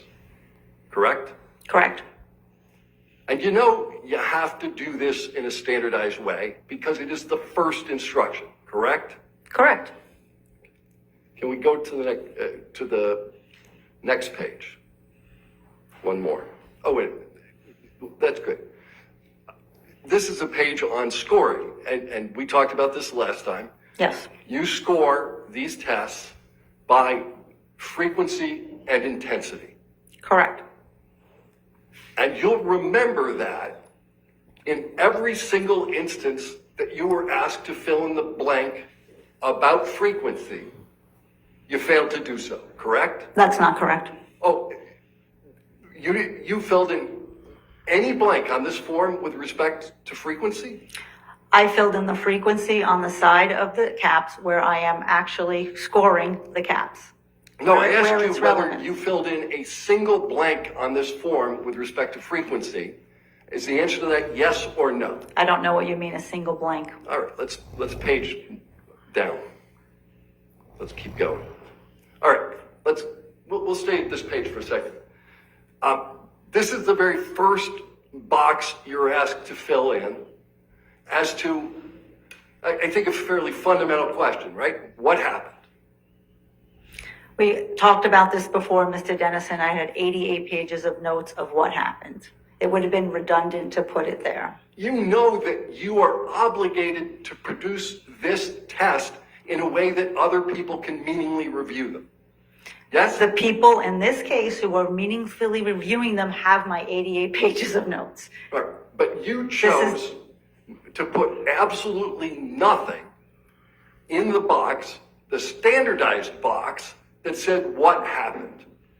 You don't have to put it in the box if you have it somewhere else. It's Because not a, this if is it's not not a standardized test? Well, if it's not a research instrument that is used for research, if you're using it for a clinical diagnostic purpose, no, you don't. If you have that data elsewhere. Okay. Let's go another page or so. All right. Let's go another one. All right. Let's look at item 4B4. And I asked you whether you filled in the blank about frequency. And there's a blank in many of these items that asks number of times. You didn't fill a single one of them in, did you? Right, because I filled them on the right side of the instrument where I am scoring it. And that is the way that you believe that you followed the instructions of a standardized test. Yes, correct. No further questions. All right, redirect. Very briefly. You used the term static risk factor. What did you mean by that? Static risk factors are risk factors that don't change. It's maybe if you smoke cigarettes, you may have a risk of lung cancer, right? That's a factor that doesn't change. You can look forward if someone's smoking, you can look past if someone's smoking. So these lethality risk factors are present whether you're evaluating them in the last year or 5 years ago. And when you're trying to assess for trauma related to the interpersonal violence that we discussed, why is it important to get a time frame in which the relationship was in existence? Well, you want to see the amount of trauma that the person experienced. The longer that they're in a relationship, you have more successive trauma. And one of the things that we know from the research is more trauma is not better. So the more successive traumas that you have, the greater likelihood that somebody's going to have psychological consequences and symptomatology as a result. And therefore you need to get it within the relationship. Objection leading. And so how does that relate to needing to get the time frame in the relationship? Well, you need to understand when you're trying to evaluate the impact of something, you want to have to understand what happened to the person. And that's sort of the core and the basis of trauma-informed care and of trauma diagnoses. You have to understand, the traumatic event and how it transpired and how it played out for that individual so that you can better assess for the symptomatology that's falling from it. You said you had 88 pages of notes. What were in your 88? And without going into the specifics, can you just describe what was included in the 88 pages of notes? In the 88 pages were many of the documented incidents of intimate partner Objection, Your violence. Honor. She's just describing it. That came up. He said you didn't fill those in the boxes. She said it was in my 88 pages. I'm just saying what was in your 88 pages. I'm not asking her to give each of the specific events. She can describe the summary of it. Can we come up? Okay.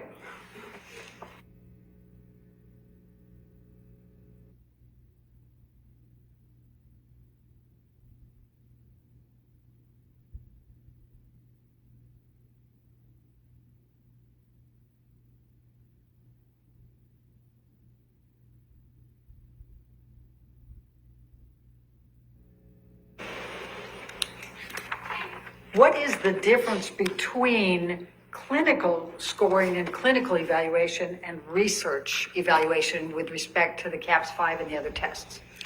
Action compound. Sustained. Your Honor, when it's compounded, it's because it might be confusing to the jury. Good. Sustained. Next question. Okay. Can you explain to the jury what the difference is between clinical scoring and evaluation on a test and research? Action, Your Honor, compound. Overruled. Good. Sure. So the PCL and the CAPS-5 are frequently used in research. And when they're used in research, that means the document stands alone. They don't have 88 pages of notes to help understand the background of the trauma and what the person has experienced. And why those boxes may be relevant in research is because, you know, back in the day when I was a research assistant, I had to input that into the computer. And then they would maybe look at some of that data for the research study. So that becomes very important in research. All right. Thank you. I have no further questions. All right. Thank you, Dr. Hughes. You can have a Thank seat in you. the courtroom or you're free to go, okay? Thank you very much. All right, ladies and gentlemen, let's go ahead and take our afternoon recess. Our morning recess. Let's take our 15-minute recess. Do not discuss the case with anybody and don't do any outside research, okay?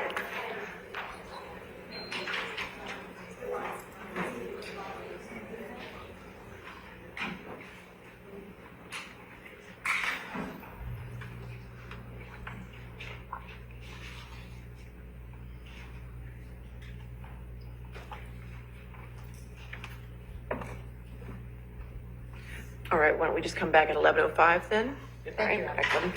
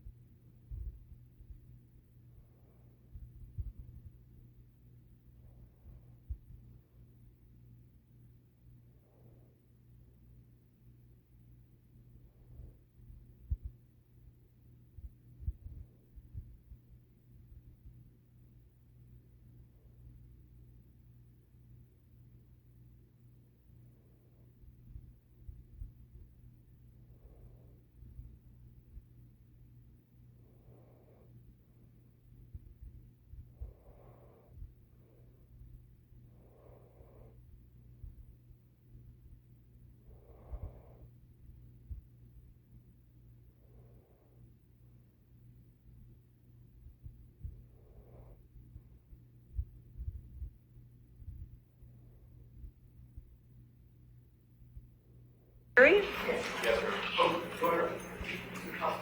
Yes, yes, sure.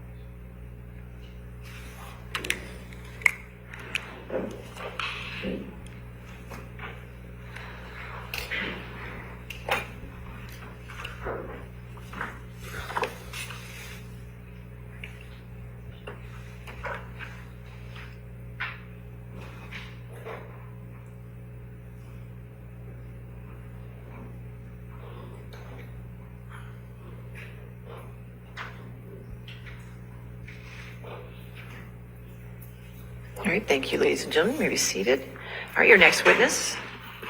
Your Honor, defendant calls Amber Heard. All right, Ms. Heard, if you come to the stand, please.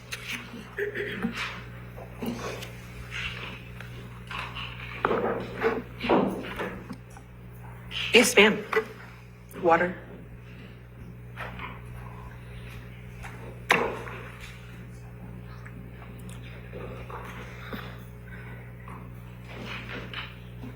All right. Thank you, ma'am. And just a reminder, you're still under oath, okay?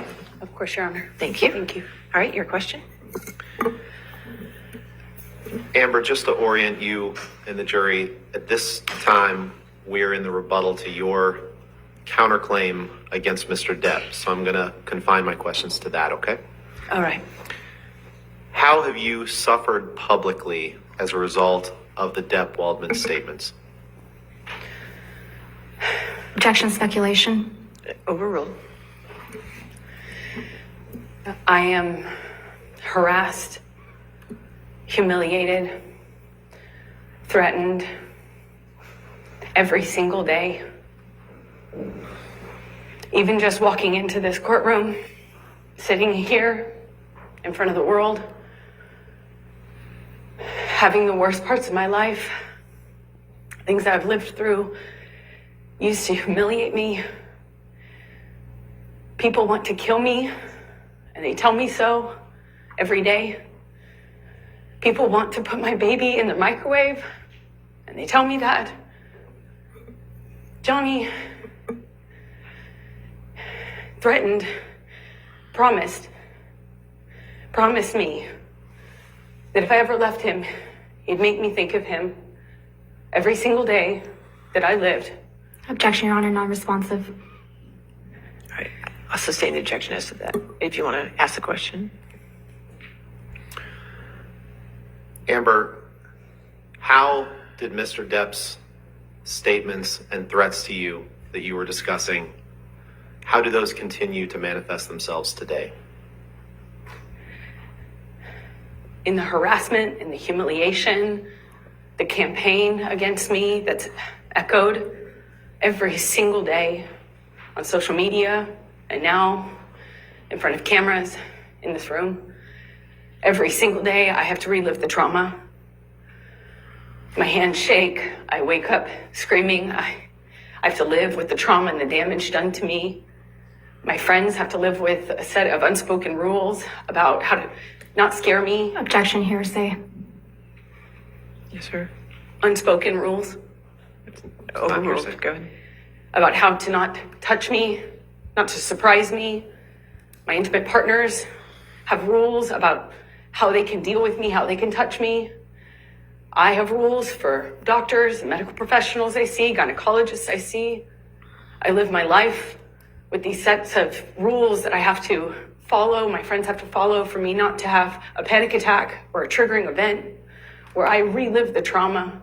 Even if I'm training to do my movie, for instance, if I'm training for Aquaman, a combat scene and a trigger happens, I have a meltdown and have to deal with that. The crew I work with have to deal with that because of the damage I walk around with every single day from what I've lived through, from what I've survived. I'm not sitting in this courtroom snickering. I'm not sitting in this courtroom laughing, smiling, and making snide jokes. I'm not. This is horrible. This is painful. And this is humiliating for any human being to go through.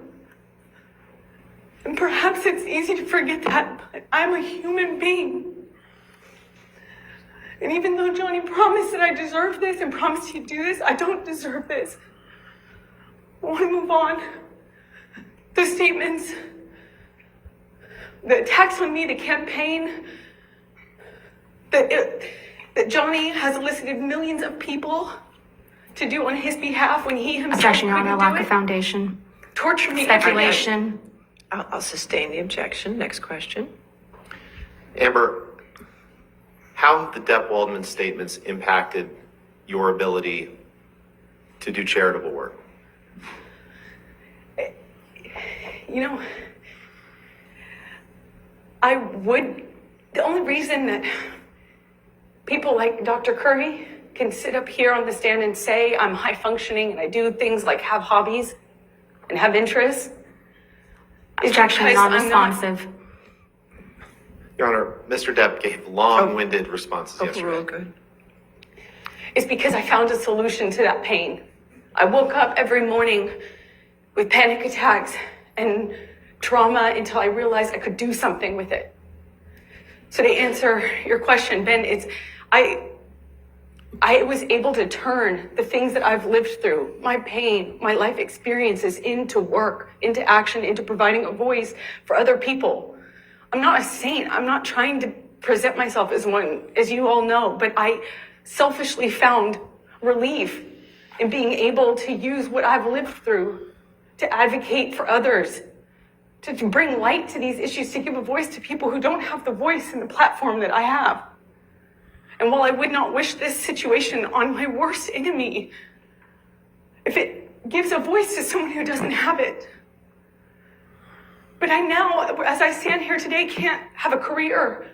I can't even have people associate with me because of the threats and the attacks that they have to endure. Objection, when they are. non-responsive. And I can't do my charity work. Sustain the objection. Amber, other than the threats that you've described, what other threats have you endured since the Depp Waldman statements were made?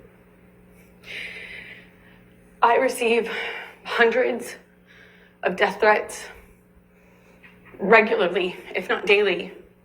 Thousands since this trial has started. People mocking my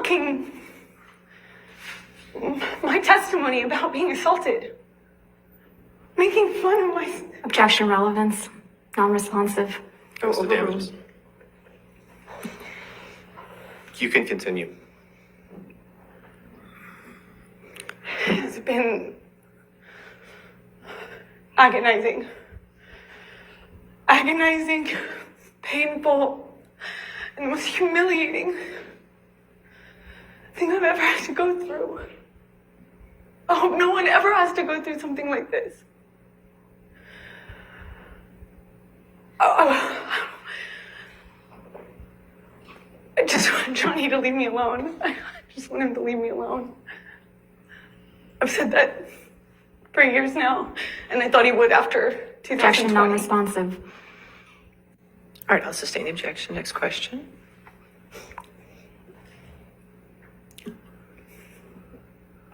What do you hope to reclaim after this is over?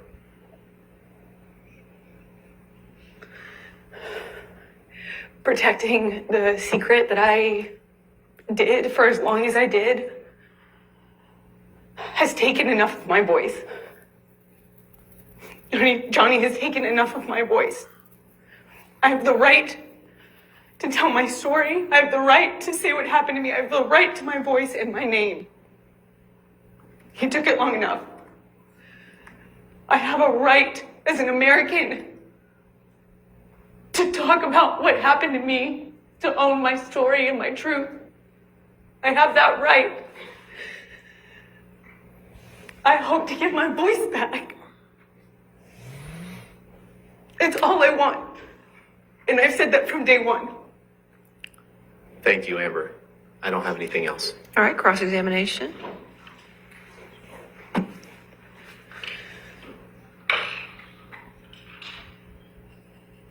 Actually, Your Honor, may we approach very Yes, briefly? yes.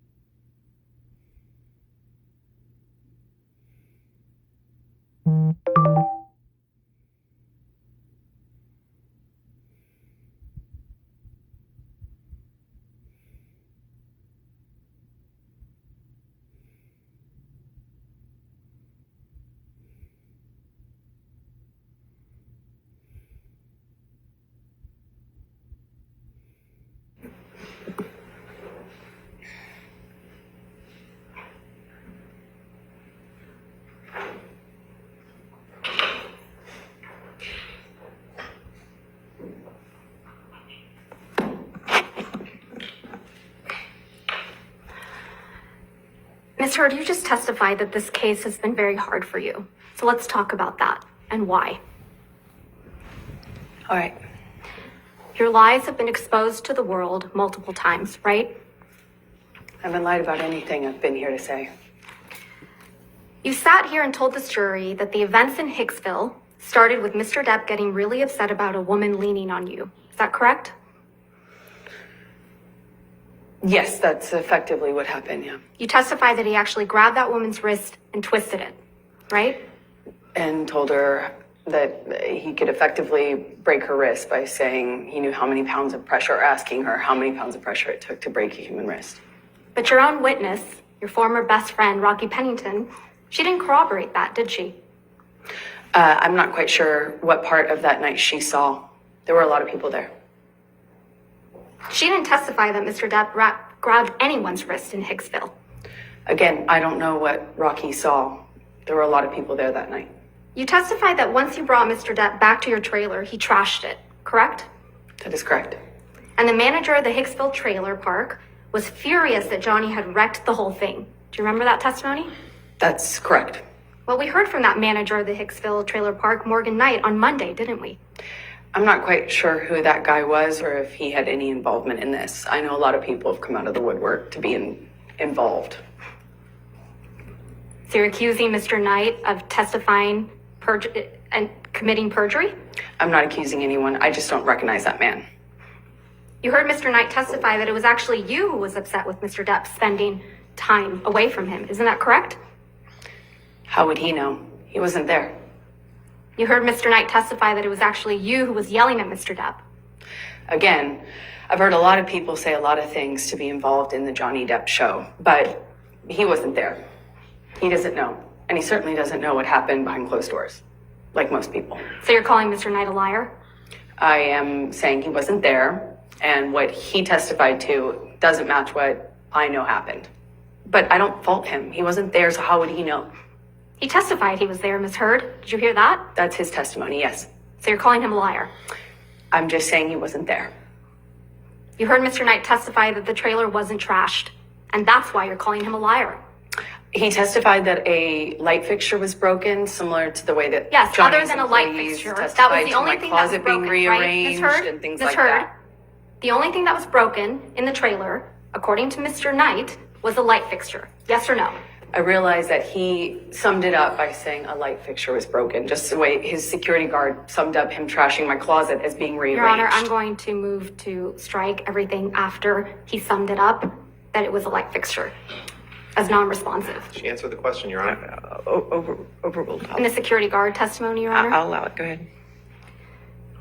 Mr. Knight also testified that he charged Mr. Depp only $62 for the damaged light fixture. You heard that, correct? I did. In Hicksville, you were the only one that was jealous that Mr. Depp was spending time from other people. Isn't that correct, Ms. Heard? That is incorrect. In Hicksville, you were the one who was upset that Mr. Depp wasn't giving you enough attention. Incorrect again.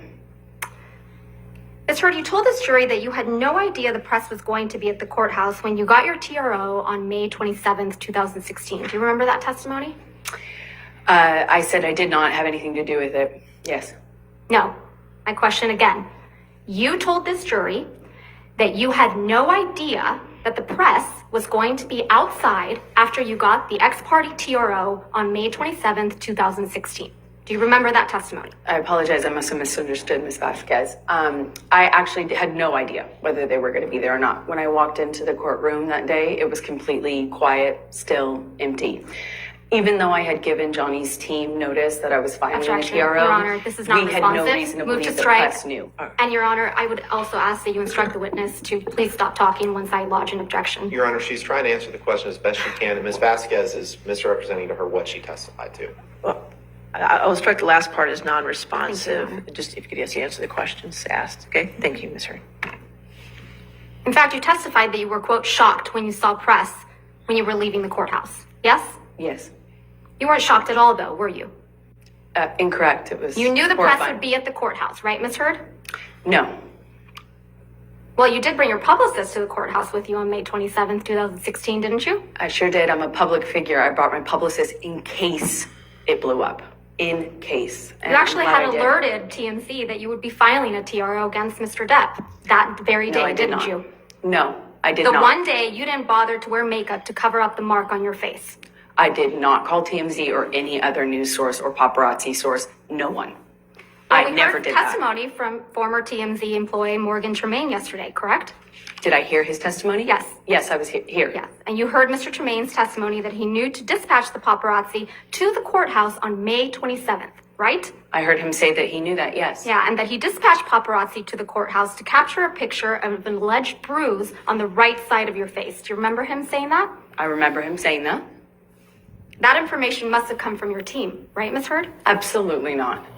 Why would I want that? What actual survivor of domestic violence wants that? Now, the video of Mr. Depp beating up some kitchen cabinets, you admit that you took that video, correct?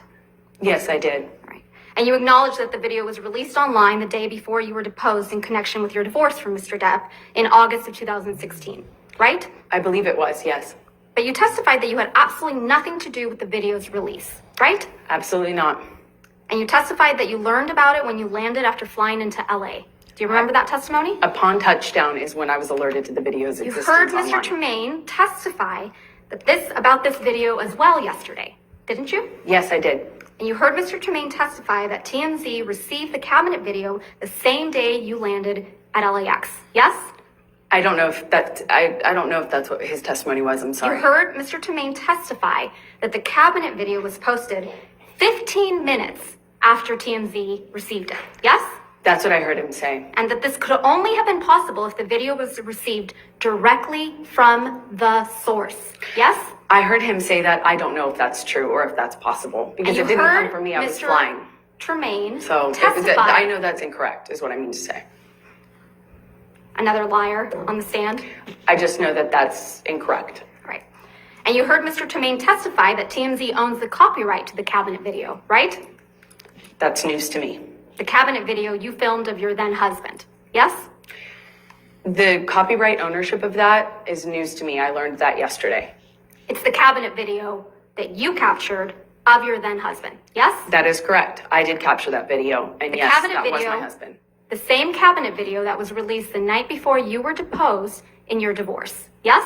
That's correct. Okay. You must have also heard Mr. Tremaine testify that the version of the cabinet video that TMZ received was incomplete compared to the video the jury saw in this trial. Did you hear that? The video that you have seen is complete. Right. But the one TMZ got the day before your deposition in the divorce was incomplete. I don't know. I haven't seen it. He testified that at the beginning portion of the video where you set up the camera, that wasn't included in the video that TMZ received. I don't know what video TMZ I'm talking received. about Mr. Tremaine's testimony, Ms. Hurd. Let's just So you're focus on asking Mr. me to Tremaine. repeat his testimony? No, I'm asking you if you recall hearing him say those words to this jury. Yes, Under oath. I heard his testimony. We all did. And he testified that the end of the video where you can be seen smirking. I know you testified earlier that you haven't been smirking in this trial, but you sure were caught on camera smirking in that video. I disagree with that. Was also not included in the TMZ video. Everyone can watch that video and you can determine whether you think it's funny to me or not. That's because the video came from you, right, Ms. Hurd? No, it did not. You That edited video out did the not portions. come to me. Ms. I mean, Hurd, come from me. Ms. Hurd, you edited out the portions that made you look bad before sending it to TMZ. You're very wrong about that. So if that I only wanted to Mr. leak Depp information, I looked could have bad. done it in a more effective way, a lot sooner and a lot more. Because you I knew was exactly leaving how with to a do that, mountain right? of this evidence. If I wanted to leak it, I could have done a lot more with it. I thought you testified earlier in this trial that you didn't know how to leak things. I Remember don't. that? Right. You edited that video before you gave it to TMZ so that only Mr. Depp would look bad. Yes? That's absurd. Right in the middle of your divorce proceedings.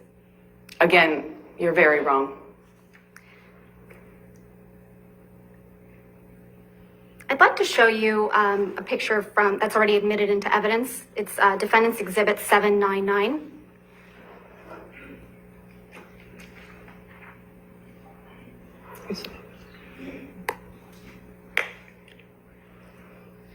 This is you at the courthouse on May 27th, 2016, when you got your domestic violence restraining order against Mr. Depp, right? It is. And next to you is a woman named Jody Gottlieb, right? Yes. Jody Gottlieb is your publicist. And dear friend. Now I'd like to show you what's been marked as Plaintiff's Exhibit 1316.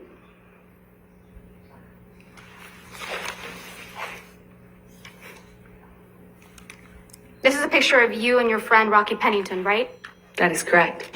Your Honor, I'd like to move to admit this photograph. Any objection to 1316? No, Your Honor. All right, 1316 in evidence. You can publish to the jury. This is a picture of you on May 28th, 2016, right, Ms. Heard? I don't know when this was taken. This is the day after you obtained the domestic violence restraining order against Mr. Depp, right? I have no idea when this image was taken. I did not take it. There's no bruise on your face in this picture, is there? Again, I don't know when this was taken, and also I'm outside. I was obviously wearing makeup. I have no idea when this was taken, so I have no idea if I can Let's speak to refresh your what recollection. bruise you can Let's see or refresh not. your recollection about when this picture was taken. Can we please pull up Plaintiff's Exhibit 1315, just for the witness? This is an article dated May 30th, 2016, right, Ms. Heard? That's what it says, yes. And this article contains the same photograph of you and Miss Pennington we were just looking at, yes? Yes, I see that. And the article is entitled, Amber Heard Smiles as She Puts Arm Around Friend One Day After Getting Restraining Order Against Johnny Depp. Is that what the title says? I know that's what the title says, yes. Your Honor, I'm going to move to admit and publish the article with everything but the headline and date and the photo redacted. Objection, Your Honor. That's inconsistent from the way you've treated all of these. I'll sustain the objection. All right, next question. Let's take a look at picture Plaintiff's Exhibit 1317. This is also a picture of you and Miss Pennington on May 28th, 2016, isn't it?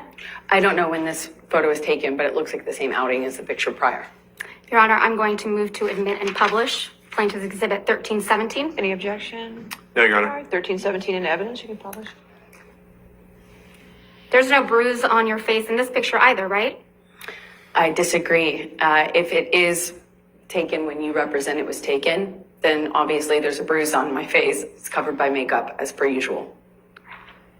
Let's zoom out of that picture for a moment, please. Thanks, Tom. That's Josh Drew in this picture, right? Yes, that's correct. And Miss Pennington That is correct. in there too? Ms. That is correct. Pennington submitted a sworn statement on your behalf in support of your domestic violence restraining order, didn't she? I believe she did, yes. Mr. Drew also submitted a statement in support of your domestic violence restraining order. I believe they both did, yes. Mm-hmm. Ms. Heard, I'd like to show you Defendant's Exhibit 512, which is already in evidence.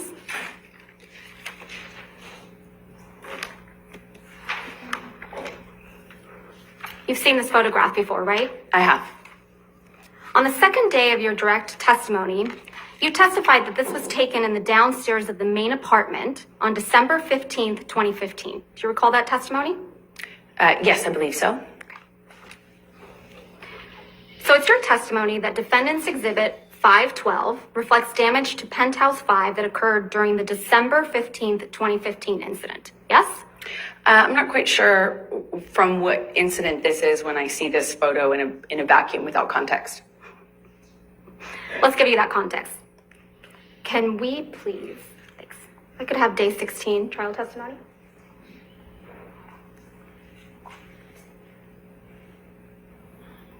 Your Honor, may we approach? All right.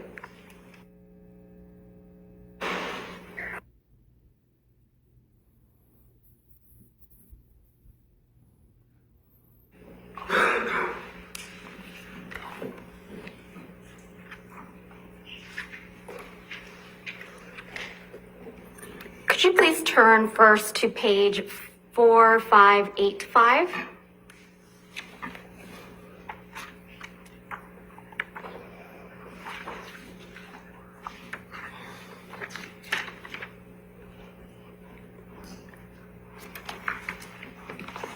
Sorry, one second.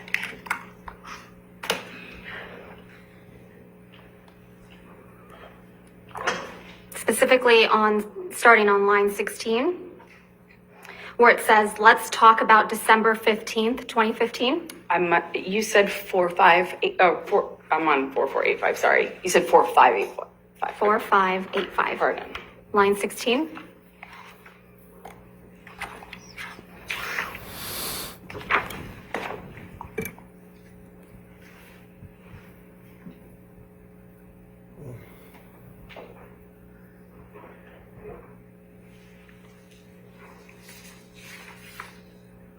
Line 16, where it says, let's talk about December 15th, 2015. Do you see that? Yes. And then do you see that your testimony about December 15th, 2015 follows? Let's see. It's just the first line or two.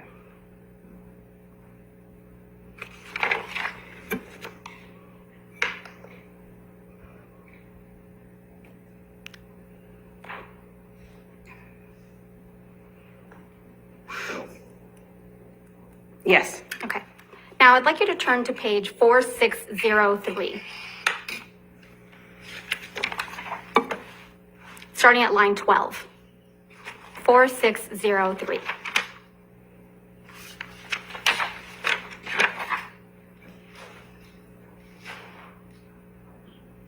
Starting at line 12 and going on to page 4604, line 4.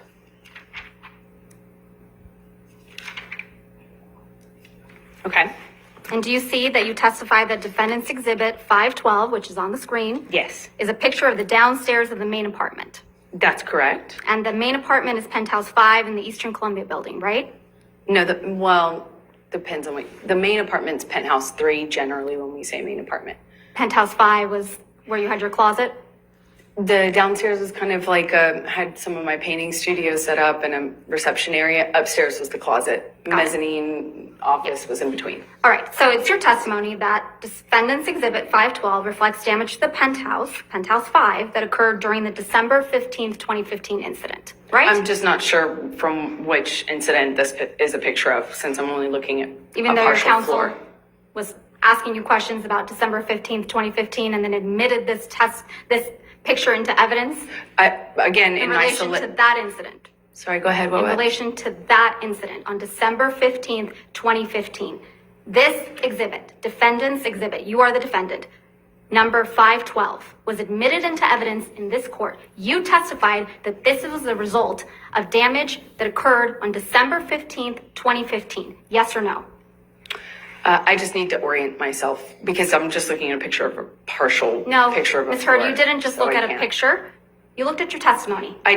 You pointed me towards the page and then asked me a question. I haven't actually reviewed it. I don't know if this was submitted in relation to that incident. Let's actually leave up defendant's 512 and please pull up defendant's exhibit 725, which is already in evidence Thank you. in redacted form, Your Honor. All right, thank you. You can publish. Just side by side. You've seen this photograph as well, right? I have.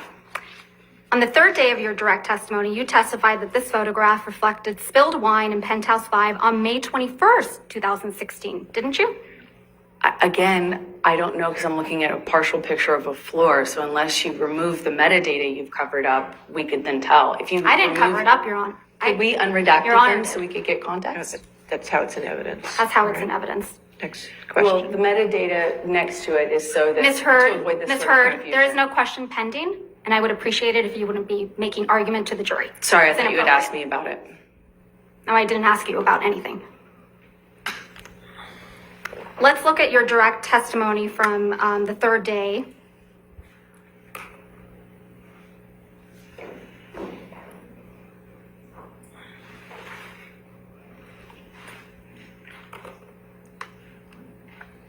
May I approach? Yes, ma'am.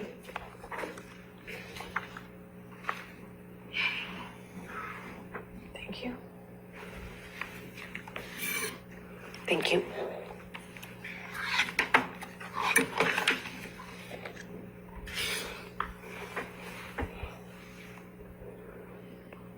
Let's turn to page 4750 in day 17 transcript. Sorry, can you repeat that? 4750.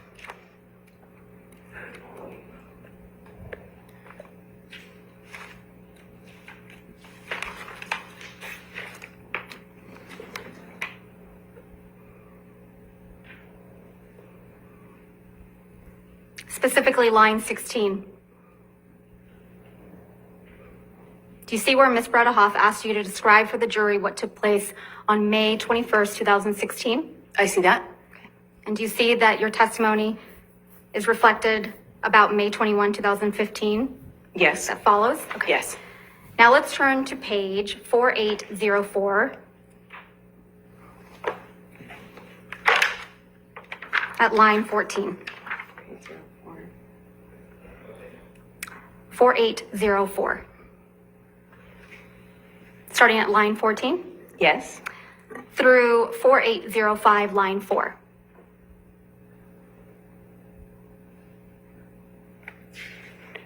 Going to what line? Line 4 at 4805.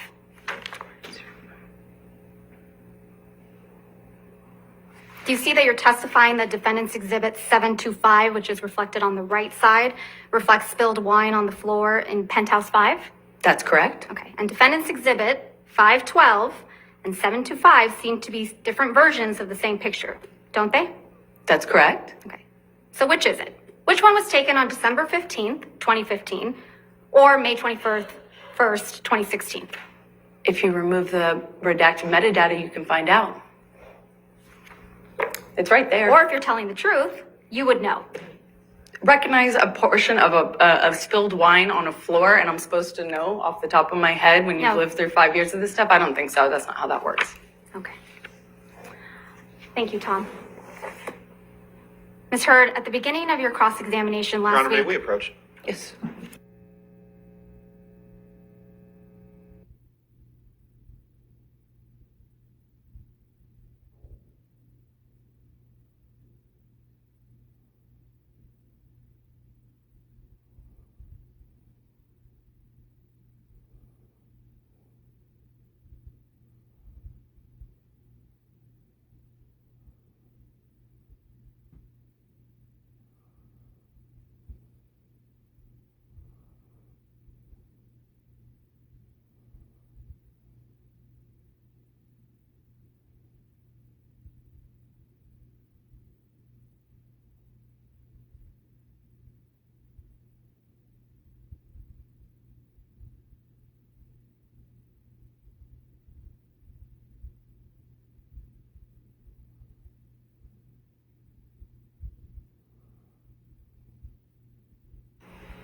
All right, ladies and gentlemen in the gallery, I would ask that there be no words or no phrases, no words, no sounds at all coming from you. If I hear one more sound, I will clear the gallery and we will continue this testimony without anybody in the courtroom. Understood? Good. All right, your next question.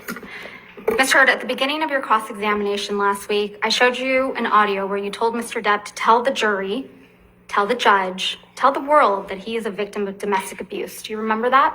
That's correct. And you testified you found it hard to believe that Mr. Depp would tell the world that he's a victim of domestic abuse, didn't you? I said I find it hard to believe that he would do that knowing that he himself had beat me up for 5 years. But he has told the world that he's your victim of domestic abuse, hasn't he? Well, he started to say that only recently. He didn't make that claim up until very recently. So when we signed our divorce agreement and we signed a statement saying that neither party had ever said false claims for financial gain, it was relevant and important to me because I was the only one making the accusations. I was the only one making those claims. He wasn't doing that at the time, and he signed his name to it. You didn't expect as many people to show up and testify on his behalf that did you? Incorrect. When you told this jury under oath that you never assaulted, actually, strike that, sorry. When you told this jury under oath that you punched Mr. Depp because you thought of Mr. Depp pushing Kate Moss down the stairs, you didn't expect Miss Moss to agree to testify that that never happened, Did you? Incorrect. I know how many people will come out of the woodwork to be in support of Johnny. So you It's think clear Ms. by this Moss courtroom needs how to many come people out will of the do that. woodwork to testify for Mr. Depp? Everybody who was around in the 90s and the early aughts knew that rumor. I had heard that rumor from multiple people. Of course, that's what flashed through my head when my violent husband not only swung for me, but all of a sudden swung for my sister. Of course I thought of that. I did not expect her to show up or not expect her to show up. It didn't matter. It doesn't change what I believed at the time when we were on the stairs and I thought he was going to kill my sister by pushing her down the stairs. You told this jury under oath that Mr. Depp was aggressive and trashed a trailer in Hicksville. You didn't expect the manager of the Hicksville property, Morgan Knight, to come forward and testify that that was untrue, did you? Incorrect. I've already been through trials with this man. I know how many people will come out in support of him. When you told this jury under oath that you had no idea that the paparazzi would be at the courthouse on May 27th, 2016, you didn't expect a TMZ employee to show up to testify that TMZ had been alerted that you would be at the courthouse and knew exactly which side of your face to take a picture of, did you? I know how many people will come out and say whatever for him. That's his power. That's why I wrote the op-ed. I was speaking to that phenomenon. How many people will come out in support of him and will fall to his power? He is a very powerful man, and people love currying favor with powerful men. Currying and I know favor that and firsthand. I've risking lived jail it. time for committing perjury? Excuse me? I didn't hear your You question. didn't hear Excuse my me? question? Ms. Vasquez, if you do Curry- mind, please just repeat the question. I didn't hear you. Curry favor and commit perjury in this courtroom? I have For a seen people powerful do this. man? I have seen people do this time and time again. That's why I wrote the op-ed. You didn't expect Ben King, the house manager in Australia, to show up from England. He flew from England to testify that Mr. Depp's fingertip was found exactly where he said it would be. Did you? I have never heard Johnny testify to knowing where his finger was, or really, frankly, making a claim that he knew where it was when it was found. I've never heard Johnny claim that. You didn't expect Johnny Keenan doesn't- Wyatt. Johnny has never Ms. actually Heard. said that. Ms. Heard. And I think the Ben jury King, can, yes. Ms. Heard, there's no question pending. You didn't expect Keenan Wyatt, Mr. Depp's longtime sound technician, to show up and testify that Mr. Depp is not being fed lines through his earpieces, but instead music, did you? Not that it matters much, but of course I did. I know how his employees treat him. So you I know how probably- his team treats him. Of course I expected that. Okay, so you probably expected Isaac Baruch to come and testify for Mr. Depp, right? I'm not sure I thought about that. Yeah.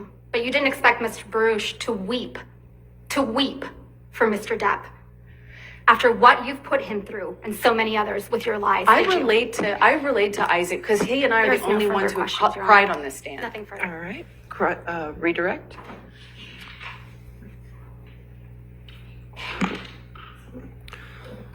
Thank you, Your Honor. Ms. Heard, if Mr. Baruch felt misled, who misled him? Johnny, and I don't blame him. I don't blame him from crying. This is horrible. Ms. Vasquez has suggested that you faked bruises on your face. Is that true? Absolutely not. I didn't need to. Did you ever fake an injury caused by Mr. Depp? No. Is any of the evidence of your injuries that has been put to the jury in this trial fake? No, absolutely not. And to the extent that there may be some confusion over when a picture of spilled wine was taken, why might that be? Objection. Because there's so Lack of many- foundation. Overruled. Because there's so many incidents of violence. There's so many pictures. There's so much evidence. Most people don't have this kind of evidence for years, 5 years. And when I was saying that to Johnny on the phone in that recording, I was saying for years, this has been going on. And I have pictures, we have text, we have everything. Normally you don't get this amount of evidence. That's what I was pointing out to Johnny. It would be crazy to try to challenge this in this way. It's crazy. It's easy to not know the context of a picture of spilled wine because there are so many more important details, pictures, and also so much I didn't photograph, so much I didn't have the presence. Objection, of mind to non-responsive. document. All right, I'll sustain the objection. Next question. Did Mr. Depp abuse you physically? Yes, Verbally? yes, Emotionally? yes, Psychologically? yes. How did the threats that Mr. Depp made against you individually years ago resemble what you have endured as a result of the Depp-Waldman statements? Beyond the scope of cross, Your Honor. Overruled. Johnny promised me he would ruin me, that he'd ruin my career, he'd take my life from me. Death was the only way out. And if I got out, this is what he'd do to me. He'd make me think of him every single day. He promised me global humiliation. You saw those texts. What he couldn't do, the work of one individual, meaning Johnny, when he was inviting a disgruntled employee over for a spot of purple to fix my flabby ass up, that revenge that he sought back then was just what he could do as an individual, calling the studio to get me fired, trying to block him.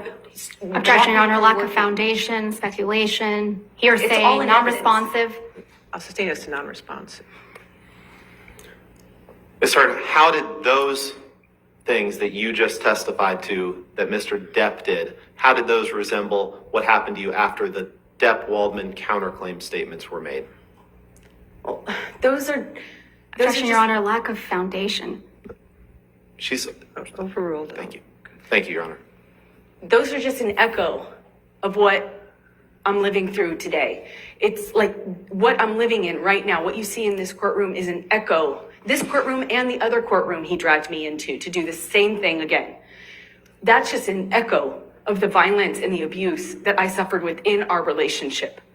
The campaigns to have me fired, the blocking me to try to ruin my career, the threats he's made to humiliate me globally are being lived out in real time in front of you, ladies and gentlemen, for the past 6 weeks and for the whole world since our camera's here. No further questions. Thank you so much, Amber. All right, Ms. Heard, you can have a seat next to your attorneys.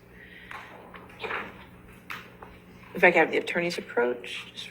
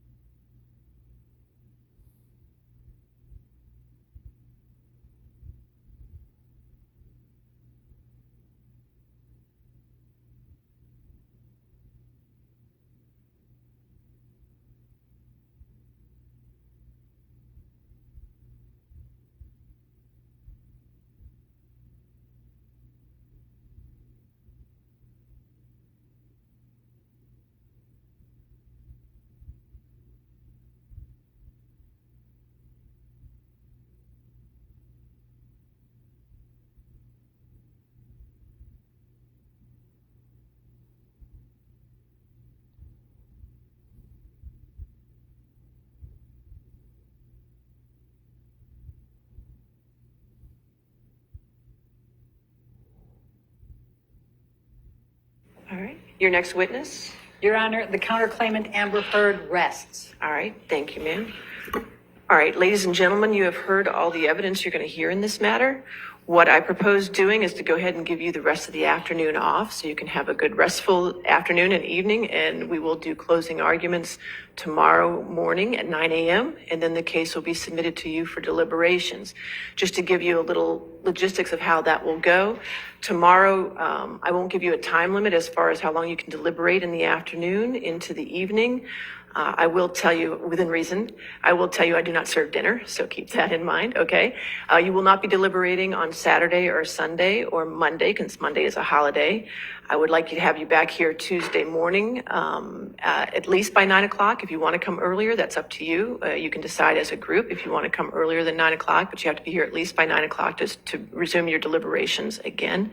And again on Tuesday night, and if you have to go to Wednesday or Thursday, that the time that when you take your breaks is up to you, as long as you take them together, as far as not having any deliberations unless all of the jurors are in the room at the same time. When you take your lunch is up to you.